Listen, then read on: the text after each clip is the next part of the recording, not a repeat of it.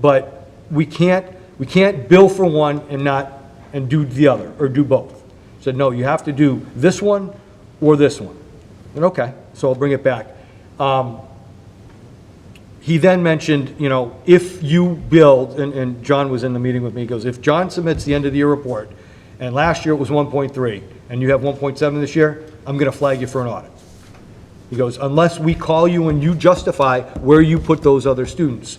So I said, okay. He goes, that would be an automatic phone call. What's going on? He goes, I probably wouldn't give you your reimbursement until we spoke. And he goes, and we would flag that. Now, on the positive side, I did ask him what reimbursement was gonna be, and he said 90%. So last year, John, we were about 95. He did say it's 90 right now. So 92 it was last year. So that's better than what we've ever gotten. So he didn't discredit, well, he did. He said, you just can't do that. And Christine said that. So that's where we left it. And again, coming back to the committee and to the towns, and I spoke to Chris afterwards, and I said, we're gonna continue to work at that. But they said, you have to account for every student on what you're doing. You just can't say this and then do this. So we finished with that, and then, I don't know. So Jeff, let me ask just Sure. a clarifying question, because I asked you this one before, and you answered it the same way. I think if I understood correctly, what Desi said was, you could do what you're saying, but you need to do it. Yes. So for example. You could do A. For example, if non-mandated busing was eliminated, You could do A. then you could absolutely submit for the reimbursement. Where they were getting hung up is you can't run a simulation and say, well, this is what it'd be if you weren't doing it and then not doing it. So for example, I'm not advocating for this, but just for clarity purposes, because it made sense to me, if we eliminated non-mandated busing and our mandated bus expense actually went up to 1.7 million, It's then they reimbursable. would have no problem with us submitting the 1.7. Correct. So that's kind of, when you look at it through their perspective, you can kind of see they want it to be an actual, not a estimated, so. On the follow-up with Mars, and I know, John, you have a comment or a question.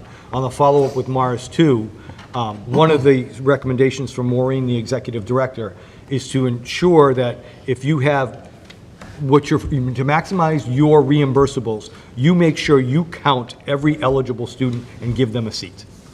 To maximize your reimbursables, you make sure every student that needs to have or should have a seat, by law is supposed to have a seat, you make sure they have a seat.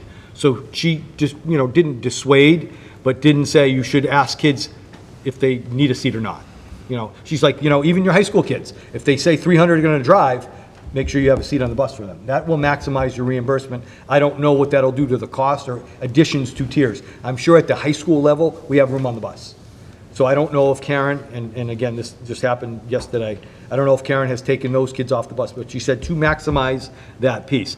And then they did, and Chris and I had a brief conversation. Steve Hemman, and we all know Steve too, he goes, you could look at mileage too.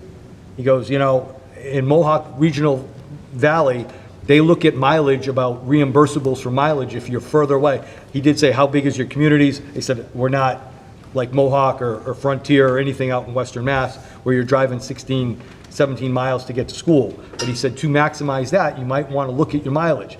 When I said Whitman is 5 square miles, he's like, well, that's not going to do much. But I did say Hanson's a little bit bigger. But he wasn't, they were trying to find us opportunities to maximize our reimbursables. That's all. But Jay was pretty upfront saying that the way you propose the scenarios is not necessarily good for the district. So I don't know, Chris, if you want to go to Fred or John. Let's do committee and then open it up, yeah. Couple things. One, is that meeting recorded? Did Desi record? I assume it was on Zoom. Yes. Can we get a copy and publish that so that everyone can have the advantage of seeing it? I told Jay it was recorded. I would prefer to have the committee view it and not put it on our website. But, that's, I can record it. It was recorded. It was a meeting with the superintendent and the business manager. We did record it so that the committee could see it. Okay. I think that, I know I'd like to see it, but I think in transparency, it should be put up there for, whoever wants to see it to be able to see it as well. Number two, just sort of thinking this out, what if the town of Whitman and the town of Hanson said, don't worry about non-mandated busing, eliminate it. We're not going to pay it. So now you're going to charge the whole amounts, and we will transport children that need a ride. They'll contract with somebody, they'll handle it. Would they save money? I mean, I don't know, these are things that maybe people need to look into. Clarify for me, who's "we"? No, the towns. Oh, so the With town the would towns. transport it themselves? Right. Sure. So if they did, So I think there's another item that you brought up pertaining to the responsibility and authority for regional transportation. So part of that conversation too, as we broke this down, follow-up to that, we talked about the regional agreement, whatever, and I said, well, what happens is we vote our budget, and they said, well, how do you do this? I said, we vote the budget, and then we send the non-mandated to the communities, and it goes to the Board of Selectmen to determine whether or not we do this. And he said, well, that's incorrect. The school committee, when they vote the budget, you vote the budget number, and are responsible, and in our regional agreement, says if the school committee votes mandated or non-mandated transportation, they send it, it goes. If the school committee chooses to not support non-mandated busing, it goes to the Board of Selectmen, and that's in our regional agreement right now. So as we have voted the budget in the past, you've included non-mandated busing. So we also have to have a follow-up conversation with the selectmen, Chris and I spoke about this, and how the article is presented to the community, because it could be broken into the three pieces. And I know in Hanson, it's the operating assessment, transportation, and debt. But according to Jay, that should be one article voted once, not three different decisions by the community. and And going back, because Chris went back to 1992 in town reports, that's what it's been since the dawn of the region, that's what it's looked like. So Jay said, no, if the school committee affirms a budget, you determine the operating assessment, the transportation, the debt, all that, to the communities, and the towns vote that. What he did say, and it's in our regional agreement, if you choose not to support the non-eligible, non-mandated busing, it then would go to the Board of Selectmen for their approval to put on the town warrant as an article. yeah. So we have to have that conversation as well. And if you look at what DESI publishes as far as transportation, there's very brief mentions and very, very brief online. But in relationship to the end-of-year report, the only thing they say is, this is where the amount goes, this is the line that it goes under, and an asterisk saying apportioned as per the regional agreement. That's it. There's no formula, there's no right way, there's no wrong way. So, I mean, with all due respect to Mr. Sullivan, is he the ultimate authority? Well, he actually said it was the law. So I don't know, I haven't been able to check the Okay. law on how that Right. goes. So- But that was the next part of the conversation, getting it to the selectmen. Right, and then there's a regional agreement that does have a section that specifically talks to Correct. the region is responsible for transportation. So I think what we had talked about, we're not, literally this is all within the last 48 hours. So what we had talked about was, let's get the facts, let's understand the regulation, let's make sure we look at the agreement, let's have a conversation with all of you, hey, this is what we found, let's have a conversation with the selectmen and try and make sure we're all on the same page, rather than just, whipsawing and doing things piecemeal. So, but the reason we were bringing it up now is to your point of, no idea is too out of the box, right? But your idea of, hey, let's remove the transportation responsibility from the district for non-mandated and have it be the towns, we're gonna have to flush that legality piece out, because if the legality is that clearly resides within the district, then that would preclude kind of the suggestion that you just had. But we could also eliminate non-mandated busing as well, which is something I'm not an advocate for. Right. mean, We could do that. And then I think the other piece that we talked about, and again, this is why it's a good process, is as we move forward, something we can look at within the budget subcommittee intuitively is, like what Jeff just talked about, distance, right? So, okay, fine, maybe you can't run a simulation and say, we're gonna submit based upon a simulation, but, I don't know, intuitively, David lives 1.5 miles away, and I live 5 miles away, like, I'm not sure that's really the same cost, right? If you're taking a taxi or a plane, or we charge for distance, IRS, so I think there's still ways that we can take this back and continue to look at this, whatever that is, Fred, and include some of those other things, so. I mean, any relief we can give our towns is more funds that we have available for Right. our I operating. agree with that. But I think the part that we're gonna continue to do is if we make a change like this, we are going to proactively share with Desi what we're doing and then do it, not do it and then create God knows what kind of issue after the fact. So whatever we come up with, we'll share it transparently with everyone and go from there, so. Would you entertain a motion to have the meeting placed on our website for viewing by the public and ourselves? So did you tell Jay, you told Jay it would go to the school committee? Did you tell him it was going to be shared publicly? So I would want to make sure that he's clear on that before he does that. Yeah. So if you, maybe if he asks Jay and he says it's fine, publicly fine, if not, and he was, I don't see why not, but I do want to just ask him. okay. So what do you want for a motion, Fred? The motion would be that it gets placed on our website for the viewing of the school committee and the public. You know, if you, that's my motion. Someone wanted to amend it to, you Okay, know, well, is there a second? prior, but I'll second. Okay, discussion? Like, I'll make an clearly, we amendment. gotta, yeah. Yeah, I'll make an amendment to that, that after prior discussion with Mr. Sullivan on his okay, that we make it on the website. Second. Any discussion? All those in favor of the amendment? All those against? All those abstaining? Okay. Michelle, you got it? Yep. Okay. Okay, I'll email Jay. So, hold on, now we have the the amendment. amended. Oh, yeah, the amendment, Any sorry. discussion on the amended motion? Sorry. You have a point of order, or do you have discussion? Yeah, I guess it would be a point of order. Sure. Could you just tell me what privilege you're invoking to, it's not executive session privilege, it's two public bodies and a public meeting, Who are the public bodies? The superintendent and the assistant commissioner of education. I would say, I mean, if you don't put it up, I'm going to stand up here momentarily and just say, this is an official FOIA request for the. Yeah, and I think you can certainly do that, but there is a process for that. It's not standing at the mic. Yeah. I mean, So I think there are, well, so Randy, I guess where I would disagree is there are documents that the school committee but this receives isn't that, a document, this was a public Zoom meeting. yeah. So, I mean, again, I don't think there's anything controversial in it. With the public. I just think pragmatically, Randy, you know, if you're talking with someone from DESI, you would extend that courtesy of, hey, you know, we did tell you we recorded this, we're going to make it available. So if you want to call him, he does, great, whatever. That's the amendment. And if, I don't know, you can probably put something, you'll either put something on the website by Friday, or, soon as I- or there will be a Depending on the communication. will of that the you committee, can- right. You know, Right. I will do whatever, I don't have a feeling, I feel that Jay's not going to have an issue, but I would like the courtesy to tell him that it's going to be public. Right.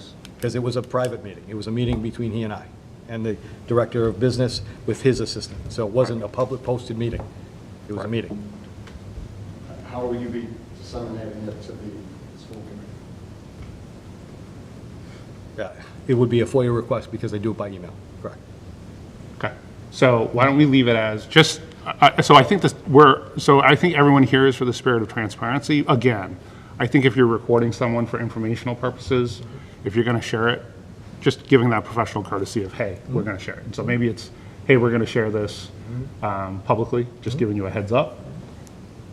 That's the motion, and with the goal of, let's see if we can post it Friday, because I don't think there's anything cloak and dagger there's here. nothing cloak and I dagger, think right. it's just, you got to work with these people, and you want to build that relationship, so, again, there's not surprises in terms of that, so. Okay, so we have a motion. Any further discussion? All those in favor? All those opposed? Oh, that was unanimous. All right, thank you. So hopefully look for that by end of week. Yeah. Great. Anyone else in the committee? Because I know John's been waiting patiently. So John, go ahead. Thank you. John Galvin, High Street, Whitman. Obviously, in listening to the explanation, there seems to be a lot of confusion in the initial proposal and how it was presented to DESI. I'm disappointed that as the author of that proposal, that Sean and myself weren't invited to that meeting and possibly could have had a different way of explaining it to them.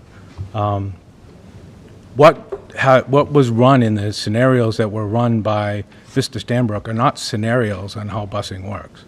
They're, that's the actual cost that it would be if we eliminated those programs We don't buy seats for pupils from first student. We buy buses, okay? And we buy an X amount of buses for the eligible students. When we then add the service for Hanson for the uneligible service, we are then charged an additional amount of buses in tiers. And the same would go for Whitman. So I have to disagree with Mr. Kane in that I do not believe that our formula or our proposal cannot be utilized. First of all, as the author of this proposal, I find it odd that you're not willing to share the video with me of it. It just doesn't sit right with me. Something wasn't explained properly or wasn't understood properly. I think I at least deserve the courtesy, and Sean at least deserves the courtesy, to view that so that we can understand exactly what DESI had to say, so that then we have the opportunity, if it is the case that our formula can't be used, that we have the opportunity to go ahead and modify that in a way that DESI has outlined. I just, again, find it odd that, first of all, the fact that they're saying we can't use this formula going forward. I can understand DESI's concern of us utilizing it in fiscal '22 to put on our end-of-year report, because that's not the way we assessed it. We assessed it the old way, and that was approved at town meetings. So the fact that we then go ahead and use the new formula to report it on the fiscal '22 year-end report, I could understand how DESI would have an issue with that. And honestly, that was something that we all talked about in those subcommittee meetings, and initially is actually the way that Sean and I submitted the proposal, not doing it, not implementing it in fiscal '22's end-of-year report. All right? But I still don't understand DESI's not allowing us to use it going forward.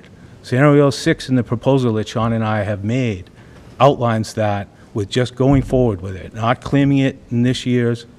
Yeah, we lose a lot of reimbursement, but going forward, we then implement it the way that we've outlined it. They're not, these are actual costs. How can DESI have an issue? We've gone through, Sean and I, before we even made the proposal, we went through and I even emailed Jay Sullivan. Jay, this is what we're trying to do. Does DESI have any guidance on this? And Jay came right back to me via email, which I shared in my packets, right? No, DESI doesn't have any guidance on this. Now all of a sudden they do? I'm just confused, right? So I'd like to see that video, please, and I'd like to continue to work towards utilizing the formula that we outlined as it existed. Maybe not, there's definitely some rough patches with it because we don't get that extra reimbursement this year. But going forward, and the years after that, and the years after that, is when the realization comes in of maximizing the bus reimbursement. Because it's my opinion and several other opinions that we haven't been maximizing our bus reimbursements, and this is an opportunity to do it, and that we should do it going forward. Thank you. Thank you.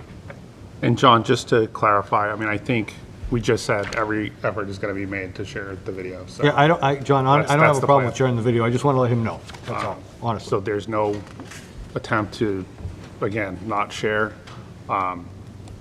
So I think, to me, the simplest way to do this would be, let's get the video out, everyone can get to the same place of understanding, and then we can all have a conversation about how do we move it forward. So rather than guess or try to start creating some sort of thought that there's something to hide. There isn't. Let's just go through it all, and then we can put it on an agenda, and if we want to have a meeting to talk about busing again, I think we've done that in the subcommittee. We can continue to do it here. So, yes. Randy. Randy Lamartina, Selectman, Town of Whitman, 6 River Birch Circle. Something I want to make clear to the committee and to anybody watching at home is the numbers we're talking about are not John and Sean's numbers. The true cost, the actual cost of mandated busing was established by your business manager.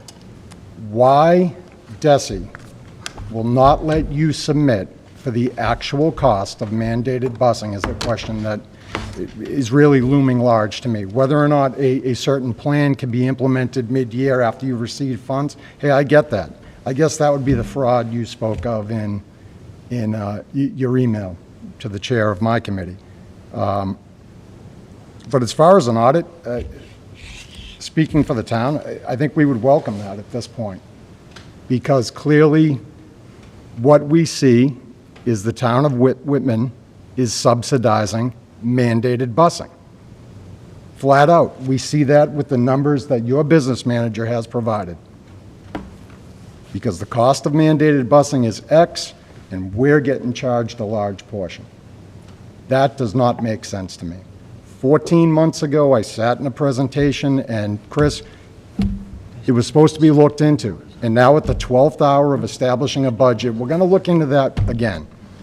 I'm sorry, but this feels eerily similar to a couple years ago where it's legal, folks. What we did was legal. We talked to Desi.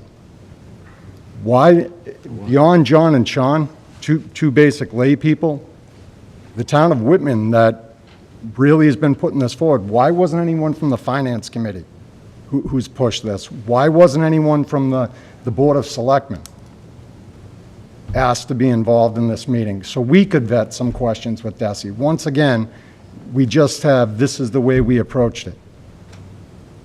And I'm sorry, again, it's eerily similar to, we don't know how you posed the question. We don't know if the question was focused around, can we implement it this year? In your email, it talks about fraud and audits, and I can see that if we're technically double dipping by the town paid a portion and now we're trying to get reimbursed. I understand that. But was the simple fact that we've established, in what I mean by school personnel, that we have a number for mandated transportation. We're not charging that.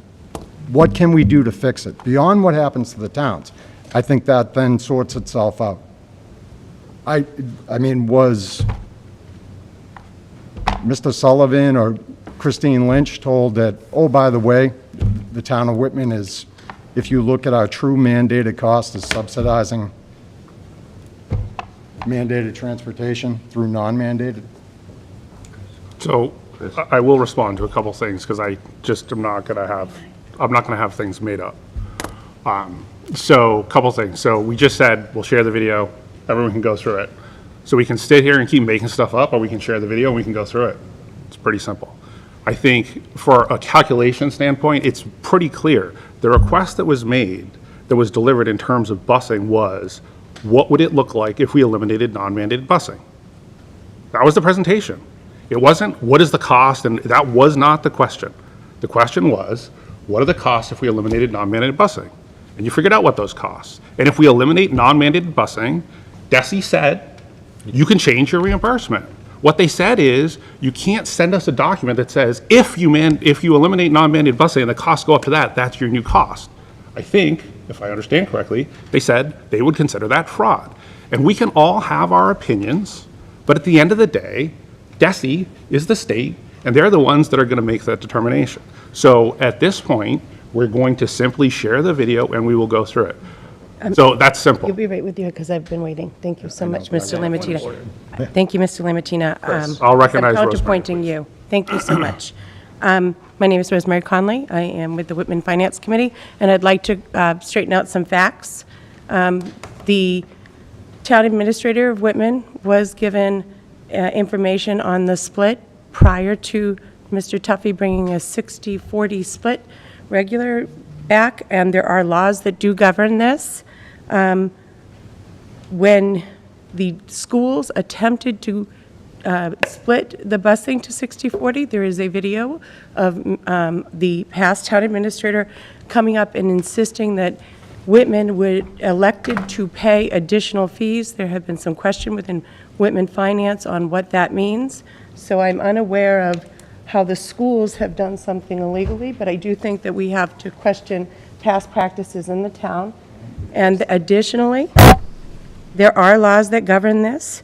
Chapter 71, Section B is one of them, And in the laws and regional finance books, they do say that it is governed through the regional, ultimately through the regional agreement.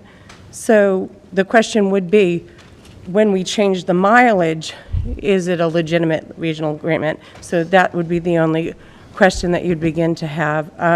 But I do want to make it very clear that the schools did attempt to do the 60-40 split, and were told by Mr. Lyman that the towns had elected to pay more. Thank you.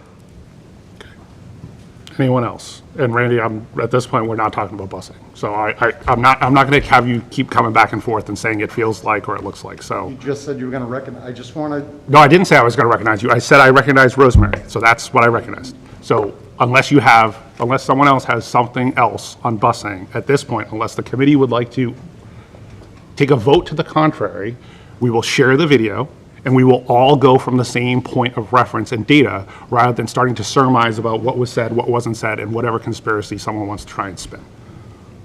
If our school liaison to the Board of Selectmen wanted to rebut a fact, I feel that as a body, we should at least give him that opportunity, to do Make a motion to take a vote, So you take a vote to do what?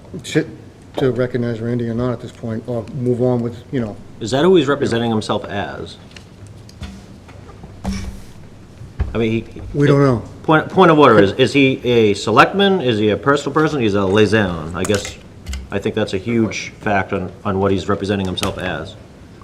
So I really think at this point, so we're not going around in circles, and so people aren't guessing, that we should, again, share the video. We can all watch the video. We can see what was asked, how it was asked, what was presented, and then we can have a complete discussion on busing.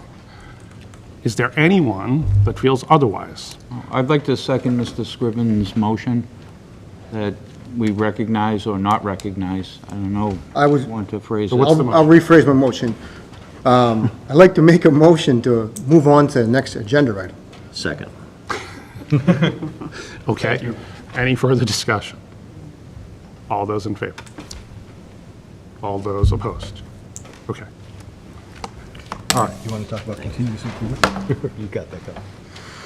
Yeah, I think my only other point that I wanted to make here, I don't know if this got lost, was I think the whole conversation around busing, although it's been challenging at times, is a good opportunity, as you alluded to find things that perhaps we can do better.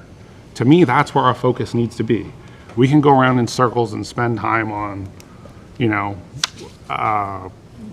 pulling at strings, or we can get to some of these things. Like, again, I think at the end of the day, these two gentlemen here, and it was these two gentlemen that approached the budget subcommittee with this last piece. Maybe there was other folks in the past, but they brought something to a budget subcommittee. We had a conversation. Others are engaged in the conversation. If we can find ways to improve, even if it's hard or it's difficult or it makes us change the way we've done things, that's what we have to do. Because as soon as we just say, well, that's the way we've done it, or we're not going to change, then we're going to be stuck for a really, really long time. So overall, I think if we can find opportunities for continuous improvement, that will help us going forward. Where are we going? Just Budget. Just some information that Chris Oh, yeah. gathered from the towns. Yeah, so a couple things. So Lincoln did, I had said I wanted to get some information on the budgets in terms of the town increases and how that looked like with the schools increases. So Lincoln was able to provide that, so thank you, Lincoln. And Hanson I still don't have yet because they haven't put together the FY23 budget numbers.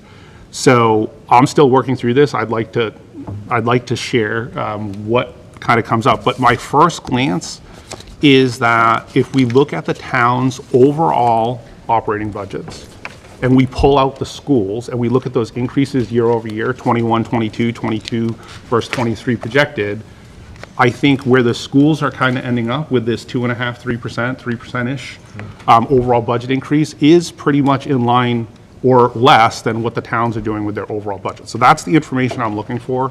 As soon as I get that, we'll share that at a subsequent meeting. But I really didn't get those numbers for FY23 on the Hanson side. Whitman FinCom, we met last night. Yeah, so I just wanted to thank you to Rick and the rest of the FinCom for hosting us. I did make a request, Lincoln, I did make a request to Rick next year to get us on a little earlier, if possible, so I could share some information with them before we set the assessment and see where they are. So it was a good discussion. Not many questions were asked, but we were able to present the budget to them, kind of present what we talked about, the scenarios last week. And I appreciated their dialogue with us and continued work. One of the comments that Rick did have was something we alluded to at the joint Board of Selectmen's meeting, was maybe getting all the boards together, both FinComs, both Selectmen, School Committee, in a public meeting to talk about budget, so that everybody's on the same page. We have an idea of where Whitman is, where Hanson is, where the schools are at, before we're certifying a budget. So something to look forward to next year is maybe having that joint budget discussion with both communities and both boards. He did allude to that the FinCom should be more involved with the schools and the towns, so that we can share information in a clear way, in a timely fashion. So, thank that. And then the only other update, just housekeeping before we get into the kind of the main budget topic, was I did reach out to the chair of the Hanson Finance Committee, Kevin Sullivan, because I knew we were meeting with Whitman. I did say, hey, we're probably going to be voting on, we need to vote an assessment tonight. But in terms of understanding where the town is, we really haven't received any of that. So he did extend the opportunity tentatively for next Tuesday, the 22nd. That would be after our assessment. So it really wouldn't be a budget presentation. It would be to simply understand where the town is. I will defer to the will of the committee if that's something we want to do or not. So if we want to set the assessment and move on, understood. Personally, I'm always interested in listening. I don't necessarily have to agree, but listening to what the town has to say in terms of financials. And in the case of Hanson, I still don't think we have a lot in terms of budget. So I will ask the question to the committee, general consensus. I don't think we need a motion. Folks interested in having that meeting next Tuesday, if again, we're invited, or would prefer not to? Thoughts? Well, I was going to say, it really won't make a difference to what we decide tonight. Correct. Because we're going to do our job. We only have, And that's their job. And I have said that time and time again. Our job, I'm not saying we don't care what the towns are doing, because we certainly do, and we take that in consideration whatever we do. But our job is to worry about our budget tonight and what we have to do. I have no problem with going and listening, because it might help us for next year. I don't know, but, that's everybody's opinion. Well, I would enjoy going. I'll be out of town next week, so. got it. You don't want to fly back? It would be here, too. Actually drive back, but Again, I need to follow up with him, so, because he may, something may change. This was tentative. I just felt we had met with everyone else, and it might be an opportunity to at least listen to what is said, so, okay. So we'll schedule that if they're willing, if they're meeting. We tentatively talked about, he said there's no way everyone would fit in that room, so I think Jeff said the school was available. So I will reach out to him after. They may change their mind. If not, it is what it is. But if you see the invite and you'd like to attend, that would be great. So, thank you. All right. All yours. So Budget. a little bit, so as we are with budget, we started February 2nd with the presentation. We've met a few times with the committee, questions and answers back and forth. And I think last week, the ask of presenting different scenarios, what they look like, assessments, total budget numbers, as I presented to you. And the recommendation from the committee was to move forward with number 3 as a scenario. And I'll state this is implementing the budget as presented with 2 special education teachers, putting $400,000 in for Chromebooks with an offset of using E&D for that, using E&D as $125,000 of E&D for paying the water bill, the settlement, implementing full-day K, and no other costs from E&D to implement full-day K. So the operating budget or assessment to the town of Whitman under scenario 3 was $16,899,943.66. That's $16,899,943.66, with an increase to the town of Whitman of $785,040, or a 4.87% increase of their operating assessment. The Hanson operating assessment will be $13,341,812, with an increase of $695,694, or a 5.5% increase of the assessment. Total budget would be 58,492,314, with a general fund increase of 1.694,734, or a 2.98% increase to the budget. The documents that John uploaded, or Michelle uploaded last night, we're changing all those documents, the graphs and everything, to that scenario. So it's nothing different, it was just uploading the new numbers to that, to make sure that you had those documents and they were available publicly as we go. So nothing, that original document had been updated with some changes. This was what John updated yesterday with that scenario. One of the questions that came out outside of this was ESSER. And in your packet, close to the end, you have a sheet where it shows the ESSER professional staff members. We're looking to add people, 4 people using ESSER funds. It's towards the end. It's in your packet, it's not in the budget presentation piece. Michelle packet. Yeah, just a small packet. The one she handed today, or the one that you emailed? The small packet. Towards the end. Count. Oh, that one. Calendars in the back. Here you go. Looks like this. I think John put it in there as well, but I wanted it as a handout for you. Just had that. Yeah, we got it. So these are the folks that we're looking to add and keep in the ESSER funds for FY '23 and FY '24. Those are the professional staff. We also have paraprofessional staff, as I noted before, and a few other things. But as I noted, using ESSER money for professional staff is kind of required within that grant. One of the other pieces was, sustainability and how it's used for. And one of the pieces that I stressed to the committee is, in FY '25, I'm not sure how this all plays out. And George sent me something, we were invited to take part with the Rennie Center, and if you remember the Rennie Center, we've been partnered with them for 5 or 6 years. They're looking at how the use of ESSER funds affects student learning and what happens when it goes away. So George, you want to just speak to that a little bit? I think we're one of 6 schools that was invited in. Sure. So, hi, folks. So the Rennie Center is an education and research policy group. They've been around for over 50 years, and I just want to read to you their mission. The mission of the Rennie Center is to improve public education through well-informed decision-making based on deep knowledge and evidence of effective policy-making and practice. As Massachusetts' preeminent voice in public education reform, the Rennie Center creates open spaces for educators and policymakers to consider evidence, discuss cutting-edge issues, and develop new approaches to advance student learning and achievement. Through our staunch commitment to independent, nonpartisan research and constructive conversations, we work to promote an educational system that provides every child with the opportunity to be successful in both school and life. So the Rennie Center we have partnered with in the past. If you remember, 5 or 6 years ago, we had the Excel, which is Excellence in Social Emotional Learning. That was an aspect, and that was an outgrowth of both the Massachusetts Educators Association, the school superintendents, the school principals, and the Rennie Center. So the Rennie Center partners with different people. They partner with schools, and they partner with schools of education at the higher level, and then they partner with specific institutions. So what this is we have been invited to be one of 6 districts that says, if we partner with them, the Rennie Center is going to produce research and help us with basically a digital blueprint of not only how we've decided to spend ESSER, but how that spending then affects the practices that we do daily, how it affects the students that will be in our care, and then is it based on educational research and best practice. With them, we have these conversations and we develop this blueprint.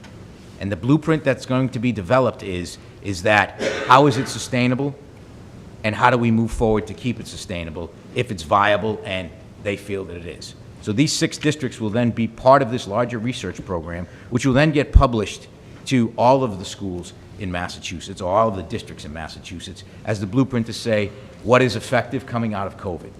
They realize that ESSER funds are very good. They're here. There's sometimes one-time purchases. They have people involved, and they have to address learning loss. So they're looking to grab a continuum of districts to say, what have you done? This is what practice shows. What have you done? Do you need to tweak something as we move forward? And how does it best impact kids in education? We're lucky to do this. We know these people.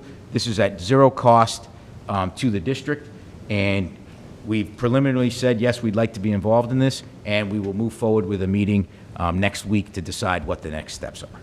So it's pretty exciting. So I wanted to share that with you because that was one of the direct questions of, and my concern of, if we have these positions in through ESSER, are we going to need them and how are we funding them, or how do we tweak them? And it just randomly came across last week that they invited us. I think we've been a good partner, and I jumped at the chance. So being able to share with the committee as we move forward into FY '23 and then FY '24 where we're at will, I think, help build our budget in the next couple of years.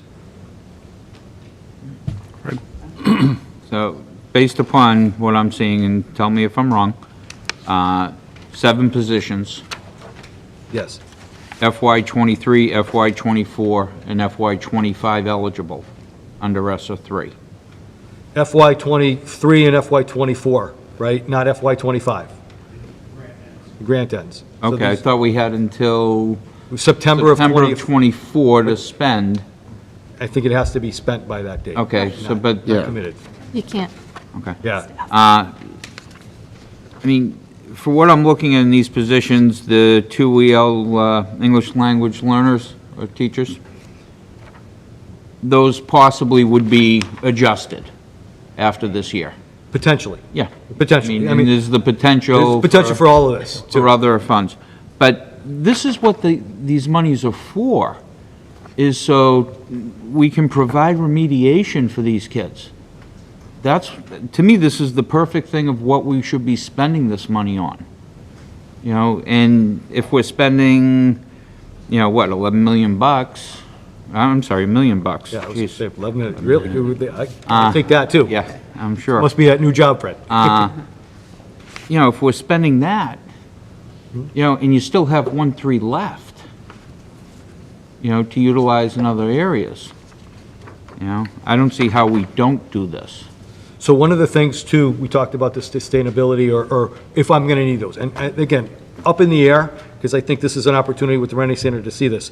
But I did solicit my staff about retirements. And one of the pieces is, in FY '25, I will have 5 retirements that I can replace in the budget. And utilizing their salaries, I can probably buy 2.5 positions of these back in FY '24. In FY '25, that's another 2. FY '26, there's 0. Nobody's retiring in '25. FY '27, I'll have 4, and in FY '28, just so the committee knows, as we go along, when I talk about attrition, I'm looking at 8 retirements. And out of that number, I have 3 floaters that said I'm retiring at some point, but I can't commit to what year. So when we talk about attrition, and I've talked a little bit about our lowering enrollment, our elementaries are going to be pretty sustainable and solid with our class sizes, unless we see a spike in our communities, and we're not seeing that in data. But I think through attrition, and Chris Jones isn't here, but as some of his high school teachers retire, we might be able to buy them out, a full teaching position, and add another based on their salary, based upon people. So we can see, for the community looking forward, maybe getting that middle school foreign language back in. Related arts, based, not adding to the budget, but based upon the retirements and the loss of students at the secondary level. Keeping class sizes at a good spot, but we are built as a high school right now for about 1,200 students. We're going to be less than that in the next 5 years. So I can't guarantee anything, but this is my blueprint right now, what I'm looking at in my staff, and I don't know what's going to be out there. But this is part of the plan. If we decide I need those 2 ELs, I think I have them in the budget next year. I can move them over because of those retirements. Because the goal here from this committee was moving those folks, if needed, into the LEA budget, not relying on the grant, because the grant's going to go away. So this is somewhat of my plan. I don't know it, and I can't validate that until that person actually retires, but I can have a good idea when they put their papers in. And I think I had a conversation with one of the committee members. Based on our teacher's contract, based upon, people put their retirements in March the year before. So I know right now in March who's retiring in June of '23. But they actually don't retire till that last day of school. Something could change, and they could say to me, you know, life happened, something happened, I'm choosing not to retire. They still have a contract with us because they're a teacher. So it's really hard to estimate. and it doesn't come to fruition until they actually walk out the door. So we keep their salaries in the budget, so my retirements for next year are in the budget as a full retirement right now, if they're teaching now, because I don't know if they're going to retire in June. That's how we can use the sustainability piece or the attrition piece to make sure our budget is moving forward and we're not necessarily asking the towns for additions when we can actually fund some positions within the budget because of retirements and people leaving. So that's part of the plan, and I know the committee wanted the ESSER pieces, but these are the people right now that are being paid for in FY23 and FY24 from the ESSER 3 grant. And there is other monies that will be allocated to our summer program for some transportation, for some other needs and supplies as we go, substitutes, things like that are built in due to COVID. So we can make amendments to that if needed, but we can't go too far off of what we proposed in the past when we wrote the grant.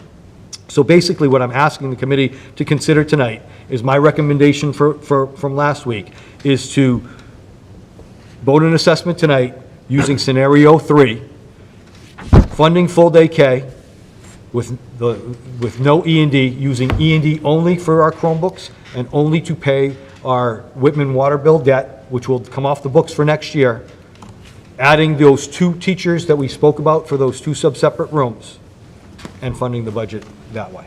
And funding it, sending that assessment to the towns.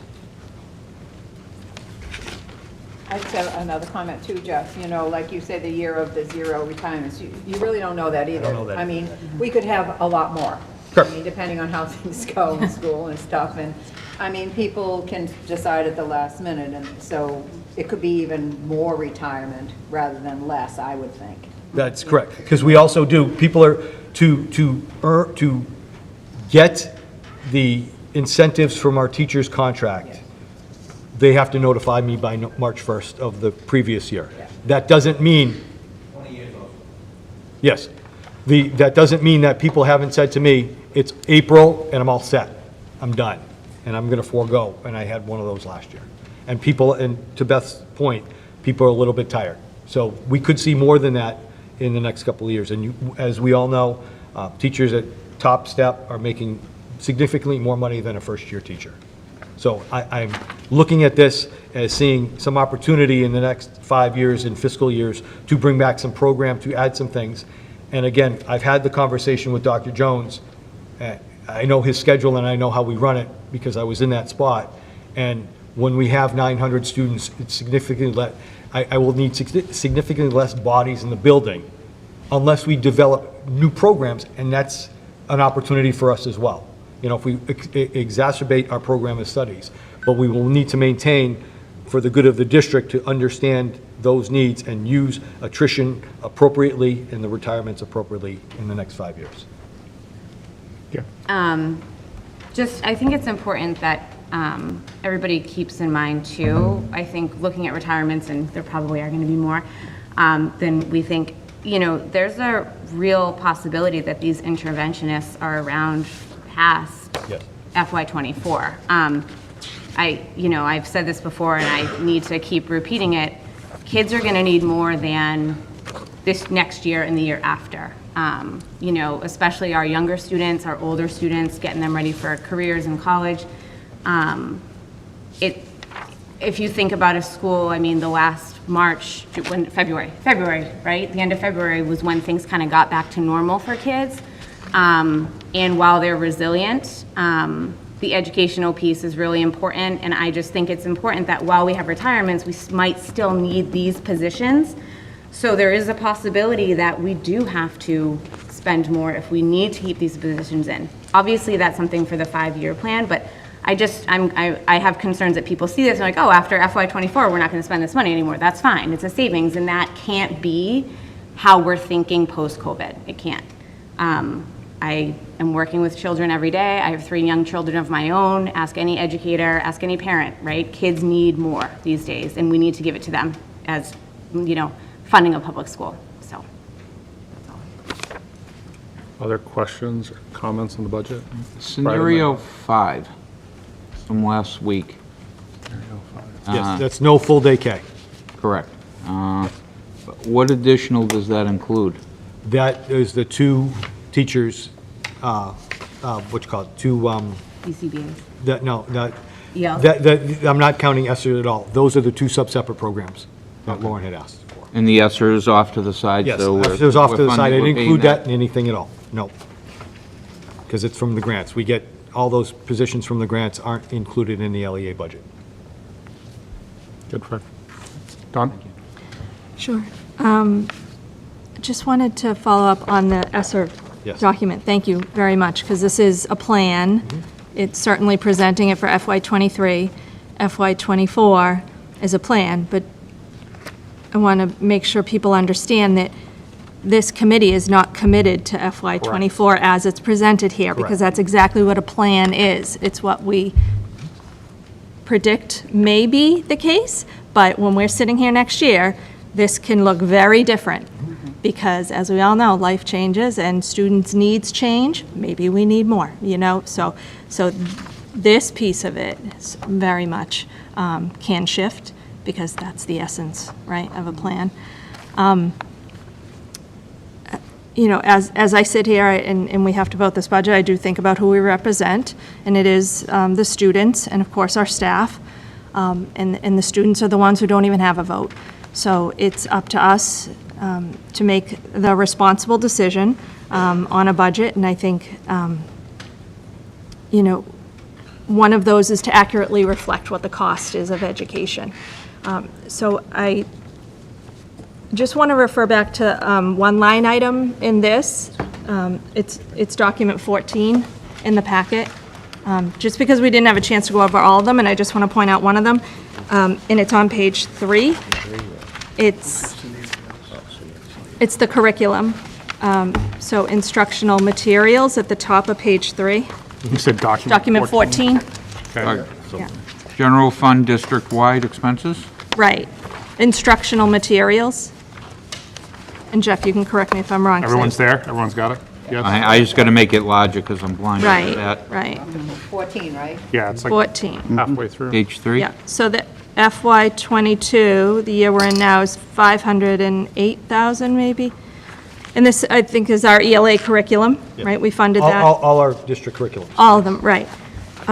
So the budget we're voting on is recommended at 225,000. So it's a reduction of $283,000 in this line.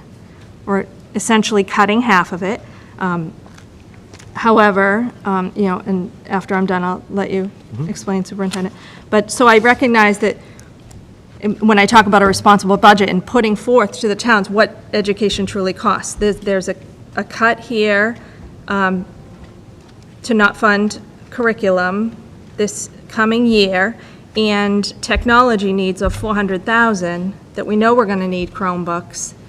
It's going to be a recurring expense. It is a supply of the district. It would be my feeling that we need to accurately reflect that in the budget. Because to not do that would present a false picture of what our true costs are, and we're going to need those Chromebooks.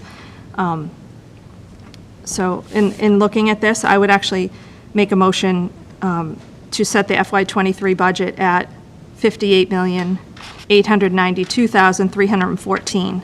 That would be adding the $400,000, so not taking it from E&D. Second. So actually, Don, do you mind just reading this is the actual language we need to read, and it just has an X, so where X is, just make it your number. Oh, okay.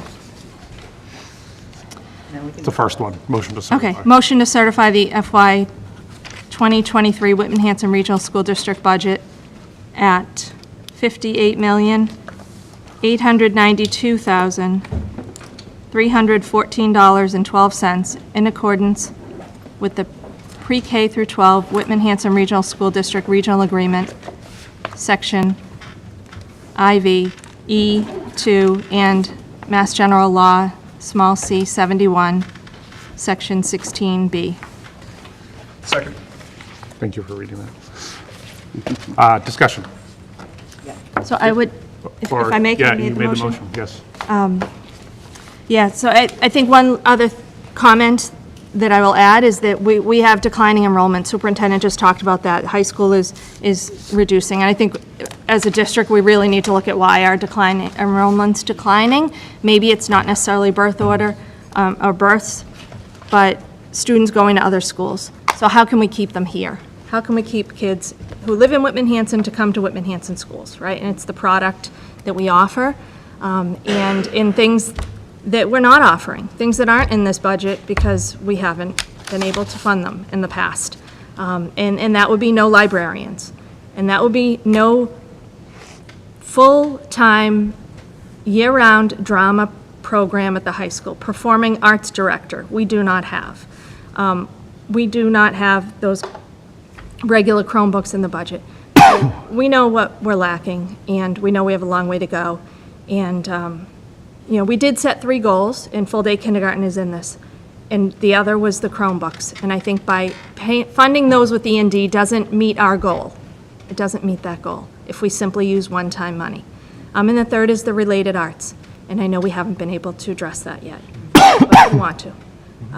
So that, I know we can do better, and this is a path forward to let the towns know that this is the actual cost of education, and that technology is so important. It's not going away. Thank you. I think I'll pass the mic. I have a question for Jeff. Why did that number go down? Because, to be transparent in the budget, Yep. we paid off our licenses. We won't have to pay off, we won't have to renew those licenses for a couple years. So it's really, so now my question goes to Dawn. Are you putting the 400 in from the Chromebooks out of E&D and putting it there? Or were you questioning why that number went down? I guess I'm a little bit confused, because if it's just, it went down because licenses are paid, we don't need that, it's not a thing that we're taking away. Are you wanting to put that in, to put the Chromebooks in the regular budget rather than E&D? No, I'm not looking to change that curriculum line. I just wanted to point out the fact that that is a big reduction, and when those licenses come up for renewal again, or when we need to replenish curriculum, or maybe add, I don't know, a history, a science curriculum, a robotics or STEM curriculum or something, it's not in that line item right now, so just more for informational. But I think that recurring expense of the Chromebooks should be a regular line item in the budget. So then so to follow up with that, when we were talking the 5-year plan and the plan with the Chromebooks that George has talked about, was that coming out of E&D, or we were trying to put it in the budget in the next couple of years? So right now, and George can jump in, right now, I have X amount of Chromebooks going offline in June, and this is why it's an immediate purchase. And it couldn't necessarily count on the budget to sustain that. I'm going to go offline. So the recommendation or the proposal was to use it on E&D. Our next group of books are going to go offline in '26. 26 is the next large grouping, so the goal would be is that we put $275,000 away yearly, so that when those lumps are needed because of the expiration of so many, we will have that there. So it would hopefully become a recurring expense within the budget. Because we don't want one, and then we have another one in '29. 29 would be the next expectation of Google, of them going offline. But again, things can change and shift. Yeah. And again, trying to put forth a budget here that's clear and concise, and I don't want to put a line item in that we're not spending. So we spoke, we yelled back and forth. It was an exciting meeting when Jeff decided, when it was finally determined for the good of the district to try to be fiscally responsible, that we were able to reduce that line. That line in curriculum will not always be that reduction, or Jeff and I will have a different type of meeting that shouldn't be aired.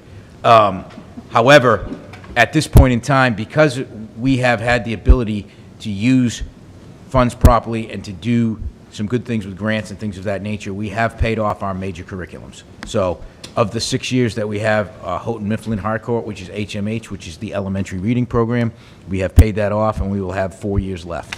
We have paid off the math at iReady, and we will now have 3 years left next year. We have paid off the new grade 7 and 8 social studies curriculum for the middle schools, and that has 3 more years. We also, we are purchasing, and we will do it this year with funds, middle school ELA program, because we haven't had one since 2000, since I don't know when. And we've also been notified by DESE that we qualified for the Math Acceleration Grant. The Math Acceleration Grant is one that's out there by DESE through COVID, through their own funds, not our ESSER funds, that allows us to have 1 full year of digital curriculum for all of our students, for all of our teachers, and the professional development and materials that comes with that. We qualified, we received the grant from DESE, and we will now purchase iReady next year for both middle schools at grade, for grades 6, 7, and 8 for 1 year. When you look at all those factors, we will be okay as long as this money comes back for the next cycle that we need. Because we then have to start addressing what are we doing for elementary social studies, and then what are we doing for the replacement pieces needed at the high school. Because the high school is sort of subject-specific, it's not 9 through 12 ELA-specific, let's say, the amounts of money needed can be handled in a different way other than like a 6-year purchase that we have to do at the other levels. So that is why when we took all those factors in, we were able to reduce and try to make a fiscally sound, prudent decision on curriculum. So to answer your question, Don, we have a plan too. I understand that's a cut, but I didn't want to show the community, yeah, we have this line item here and we're going to delineate it in different ways. We paid it off, we paid our bill, and now we reduce it in that way. So hang on one second, because I just wanted to make a comment, and then we'll come around to you, Fred. So I think when we talked about the Chromebooks and budget subcommittee, right, what we talked about was making sure that there was some degree of understanding that that is an operational need. Yes. Right? Because if we're saying we need Chromebooks, and that's our one-to-one technology, then it is just going to be a continued ongoing expense. So what we had talked about, and I'll let you defer to, your recommendation and what you wanted to do for this year, but what we talked about going forward was within that 5-year plan, starting to build something that basically says we're going to have some sort of expense. Now, how we do that, I think we still have to figure out, right? Because I'm not sure, other than earmarking funds in E&D, there isn't a good way to do it. So we had even started the conversation around, can we look at lease agreements? Can we look at the cycles so that we are kind of, it almost makes sense if we know our total Chromebook population cost X, and we're going to have to replace them every 6 years, well, theoretically, it's, if we could get onto that cycle, and I know we had to buy a bunch at once, but if we can kind of work our way onto that cycle, then it just becomes the same cost every 6 years, right? And so that's something that we have to figure out in terms of the 5-year plan, and I will mention this now because I had it on the notes as housekeeping, but the 5-year plan is something that I think as a budget subcommittee we're going to continue to work on. So even after the assessment's set, that's something that we need to keep working on. It's going to be a living document, and I think our goal is by the time the summer hits to have something come back to the committee and say, hey, this is what it looks like, and then go out to both selectmen and finance committees and say, this is what we have so far. So this is kind of being responsive to the, hey, we're not really sure. No, this is what we have. I think Don said it well. These are plans. They're based upon assumptions and what we have at that time. Things are going to change, but it does go to the spirit of communicating, this is what we think, this is why, et cetera. Here you go. You have it. And that hopefully will, again, breed some better communication. So I just wanted to touch on that because I think one of the things that is important to clarify is we're not voting very much the same way that Don said we're not voting ESSER for next year. This is what we have for this year. This is what it looks like for next year. We have a 5-year plan that we're working through. It's a living document. It's going to change. We'll continue to have it. We'll continue to update it. People will continue to see it. We're not voting the 5-year plan for this year's budget. So, yes, Fred. And this actually pertains to that as well. Curriculum, and obviously the Chromebooks are 5 years or greater. Curriculum in general, 5 years or greater? Curriculum in general, you have the ability, based on the funds that you have, to set it up with the company as you see fit. Okay. So what we've done, because we've never really instituted it in a fashion that was over 18 years old, we went with as far out as we could for as best we could. The biggest difference since we were all children in school was that now when you have digital curriculum, you write into the contract that should standards change or should things change or should things get updated, it will update as you go. So that's the biggest thing. So we chose 6 years for this. We don't have 6 years for everything. Our two biggest at elementary school are 6 years each. We did 3 years for social studies because that was at a lesser degree because we weren't sure with 8th grade, which is now civics, and they had a lot of materials. We didn't need that. But you basically can design for what you need. Okay. I will say that Ed research shows that you're really in year 3 is when you're really starting to hit your stride with curriculum as educators so that you can make those changes and do what you need to do is best. So we're allowed to have a separate capital fund as a region. And it was approved by Hanson. It was shot down in Whitman, and I want to say 4 or 5 years ago, maybe a little longer. Maybe that's something that we should revisit, because the accessibility of the money would be far greater for Mr. Stanbrook than having it from E&D once June 30th hits. Sure, I will And just if we say- had a plan to fund Yeah, that. I will on just the- say this, I think there's always going to be some curriculum that has to sort of be in the LEA budget also, because there are needs that are serviced by these lines that aren't just specifically the whole curriculum document. But, yeah, that's up to you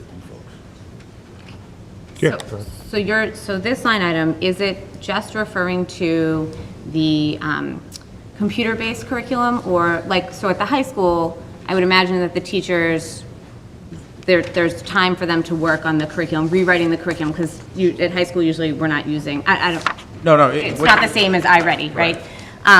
So is there a separate line item for teachers at the high school for them to have curriculum work to, to Yeah, revamp great the question. So, curriculum? great question. So, for example, this line is all of our curriculum materials Okay. and instructional materials that we order. However, separate from that is a professional development line, which curriculum revision or curriculum writing would go into. Okay. An example of what we did at the high school this year from that line is we had to order, I believe it was 38 brand-new physics textbooks, because we were going to lose our AP status in the physics class because the textbooks were of such an age. So we had the ability to do that and go from there. But when we do curriculum revision, for something that, for example, the 8th grade, the civics piece in 8th grade, that is a separate professional development line item that we have in the budget that is separate from instructional materials. Okay, thank you. Okay, so we do have a motion. Any further discussion on the motion? Sure. Oh, sorry, David. I want to add to Ms. Byers' comments regarding enrollment and universal full-day kindergarten. One of the most common issues I hear from people in the community who reach out to me is they talk about how they've moved into Whitman or Hanson and they are starting a family and their kid is now reaching the age of preschool or kindergarten, and they weren't aware that the public education here is a tuition-based program. They were under the impression that surrounding communities like Abington, Rockland, Bridgewater, Brockton had a free universal program. And I guess the point I'm trying to make is a lot of parents will have their kids go to another district where they can receive better services and they are not paying out of pocket compared to here, where it's $3,200 per child for full-day kindergarten alone, not even factoring preschool. So I think that may be not reflective in the NESDEC report along with COVID, and that may show that those enrollment numbers are lower than they should be, but yeah. Anyone else? Fred? As far as structuring, once we've requested a budget, the towns, if I'm not mistaken, can fund something different than what we've asked for on town hall floor and perhaps put things to overrides? Yeah, I mean, Fred, I think ultimately we ask for the budget, and then it's up to town meeting to give it a thumbs up or thumbs down or what they want to set it as. So I guess, Jeff, just as a question, when you did scenario 3 and you allocated some E&D funds for those Chromebooks, what were your thinking behind it? I didn't want to, I knew we had an excess in E&D this year. I didn't want to put it in the LEA budget to inflate the LEA budget because it was going to be a one-time cost for June of. The issue that we have with the Chromebooks too, and we thought about the cycle, and we had talked to John about this. I would love to build it up over time, but we don't need Chromebooks every year. The Chromebooks aren't going offline. They're still good. It's the license piece. So I was like, can we get a savings account? And I can pull it every year and bank it, and that's kind of what E&D is, and John shot that down. And that's the issue with this, is we have to come up with a way that we can sustain this piece, but we're not repurchasing 225 books every year, because we have active books. That's why we talked in subcommittee a little bit about the lease. But I also thought, because we have more E&D than we've ever used, and we're not using it to offset the budget, I thought this was a way to purchase those things. Excuse me, I'm sorry. But this large bump, right now, this large bump of the 400 then sets the stage for the cycle. Yes. To be about 275 a year, to keep that continuation going. Because remember, the ECF grant that we received over the summer was that large bump. ESSER 1, which was $292,000, went to that. So we used all of these large one-time pieces and funding to be, and with this, hopefully 400,000 from E&D, to establish the fact that now we can get on a cycle, which is less. I mean, 275 is nothing to shake, stick at, but so that we can get on this cycle, no matter how we spend the cycle, so that it's renewed at a much lower rate than us coming in 3 years and saying, hey, by the way, can we get 1.2 million to replace Chromebooks? So that's why. Thank you. And I sat in this room a year ago, and probably the prior year as well. I would like to see us put together all of our needs and ask for all of our needs in a budget, and working with the towns as far as what the cost is. Let's put it on a ballot similar to what we did with the student success budget and let the public decide, but let's make our case and go from there. That's the way I feel we can actually, hopefully get more than just full-day K out of something. We make our case and we show our need. I'd like to think that the public will back us. David? Or sorry, there was someone else. Someone else? No? No, Okay. go ahead. Or, Okay, all right, cool. So to talk about come back to me, actually. Hold on, I lost my thought. No, I'm sorry. we're back. Jeff, Superintendent, I have a question. The Chromebooks, the licensed Chromebooks, is it a want or a need? It's a need in for right now, Right. there's a definite need, or we don't meet our goal. All right, I lose where we are right now. Gotcha. Yeah. Did you have your hand? Or yes? Yeah, what I would say, right, I would say that this budget is not overinflated. I think we've talked about where our per pupil expense is in comparison to the state of Massachusetts, and we are still in the bottom 5%.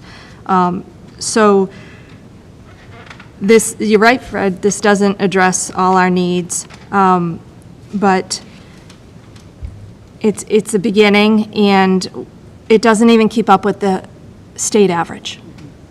It doesn't. I've looked back on one of the initial budget presentation had about our per pupil over 6 years, and I looked at the state average 6 years ago and where it is now. We haven't been even keeping pace with other towns that are funding education over the past 6 years. So this, again, is just treading water, even though we're adding full-day kindergarten, and thank you. That's what the vote is, to include that. And then the next step is early childhood education, and you've got maybe some space up here at the high school to expand that. You just mentioned that. And that's how we increase enrollment, and that's how we keep those numbers up, and that's how we aim towards our target share, and we begin to receive more state aid back. Okay, yes. And I appreciate what you're saying, Don, but for your amendment, I'm looking at the numbers for the towns, so I know what we need, and but it's one place that they said it could be a little bit of savings for the towns, so I kind of would like to, when I'm looking at the percentages of the two towns to give, even though I think we should put out, like Fred said, every single thing we need. I know we wouldn't get it. I want to make sure that, we don't, not that we're overinflating, but to supplement, so are you recommending that we don't take money out of the E&D? Correct. That 400? Yes, I am. Is that what you? That's her motion. That's what the motion is? You see, that's what. No, my motion is to set the operating Yeah, but- budget. Make it 400, but is it because, and we're not going to take the 400 out of the E&D? See, that's, So to maybe, sorry, to clear, that number has the $400,000 in it, right, John? That budget line?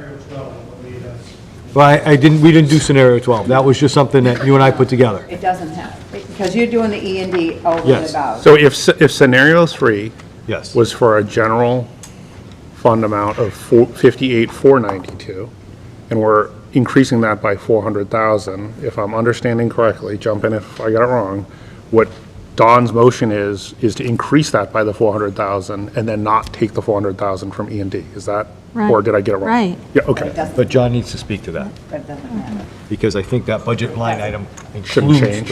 includes the 400 already in the Right. budget, correct? So John? so we would still need the 58,492 and then just not using the E&D. Not using E&D. This would, Funding, it's not shifting the dollar amount. yes. So, Don, It would you shift have the to leave it assessment. then. So the overall budget is Yeah. the same, because in the 58,492, he's using 400,000 of Okay. E&D. So if we take the 400,000 of E&D out, it's still Right, the 58,492. budget. So your motion is actually to increase Okay. the full budget by 400,000. I don't know if that's what you intend to do. Okay. But That's not what she just said, so that's what I'm saying, because you said you wanted to not use the you increased the budget, but it was because you didn't want to use E&D, but it's already in there. But, Because we're paying out of it, the E&D. No. but the funding source, yeah, So we'd have to walk through all wouldn't it this stuff. change So the her motion would assessment to the certify the towns? budget as to what she said. It's how the budget's being paid for. Yeah, John, why don't you walk us through? Wait, so some number on here would have to change. Hang on. We're gonna turn to John, because John's our expert.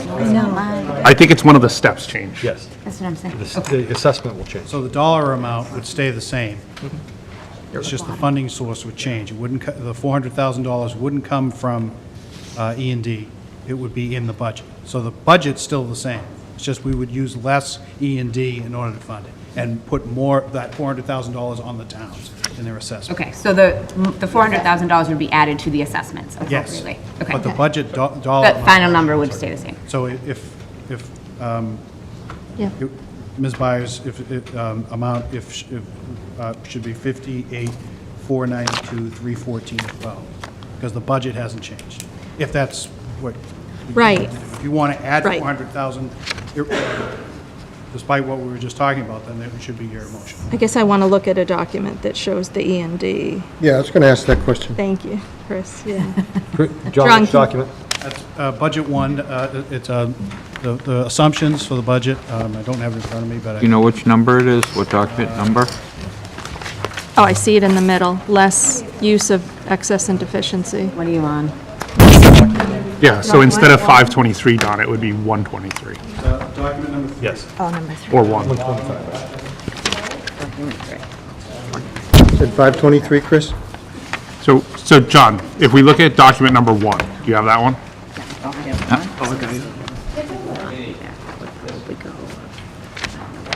We can look Cherry at sheet I guess estimates? split between the two towns and change your assessment, but the budget stays. 103, Oh, wait, that's 23. I think it's in both. Oh, they're not even in order. Okay, so if we go to document number 3, says general fund budget assumptions. Yeah, mine are all of a sudden screwed up. Document 3, okay, it comes after number 24. Under letter C, excess and deficiency usage in fiscal year '23. And it starts out with 1.868318. So, under the new scenario 3 that we were, you were discussing earlier, it would, the only usage would be $123,885 for paying off the Whitman water bill, and the $400,000 for the one-to-one devices. So if the motion would be to not use that $400,000 from that funding source, That would increase and the instead operating budget, though. increase the operational assessment to the two towns by that $400,000. Right, But it wouldn't change the dollar amount of the budget. Right. Okay, so I guess then on the scenario sheet, number 3, because it didn't specifically say, using, so those percentages, though, for the two-town operating assessments would change on this the operating scenario. assessments and the percentages. Right, Yes. They're gonna be high, you're making them high. right. Whitman's currently at 4.87, Hanson's at 5.5, but if we're now Add 400,000 and. 400,000 Divide it that way. at a it's gonna be split. more. Okay, so that column would change, but the The bottom FY '23 general, I would not. Okay. Correct. If you'd like, I have the assessments on your, So Okay. would you want to withdraw the motion and make it the 58,492, and then we can certainly talk about utilization of E&D? Or are you actually looking to increase the budget by $400,000? No, I'll withdraw that motion. Okay, you want to do it And one then- more time? yeah. You'll be a pro now. Sorry, they said this is what we have to It's read. practicing, yeah. And John has the new numbers for us. Okay. Motion to certify the FY 2023 Whitman Hanson Regional School District budget at $58,492,314.12 in accordance with the pre-K through 12 Whitman Hanson Regional School District Regional Agreement, Section 4, E2, and Mass General Law, Chapter 71, Section 16B. Second. Great.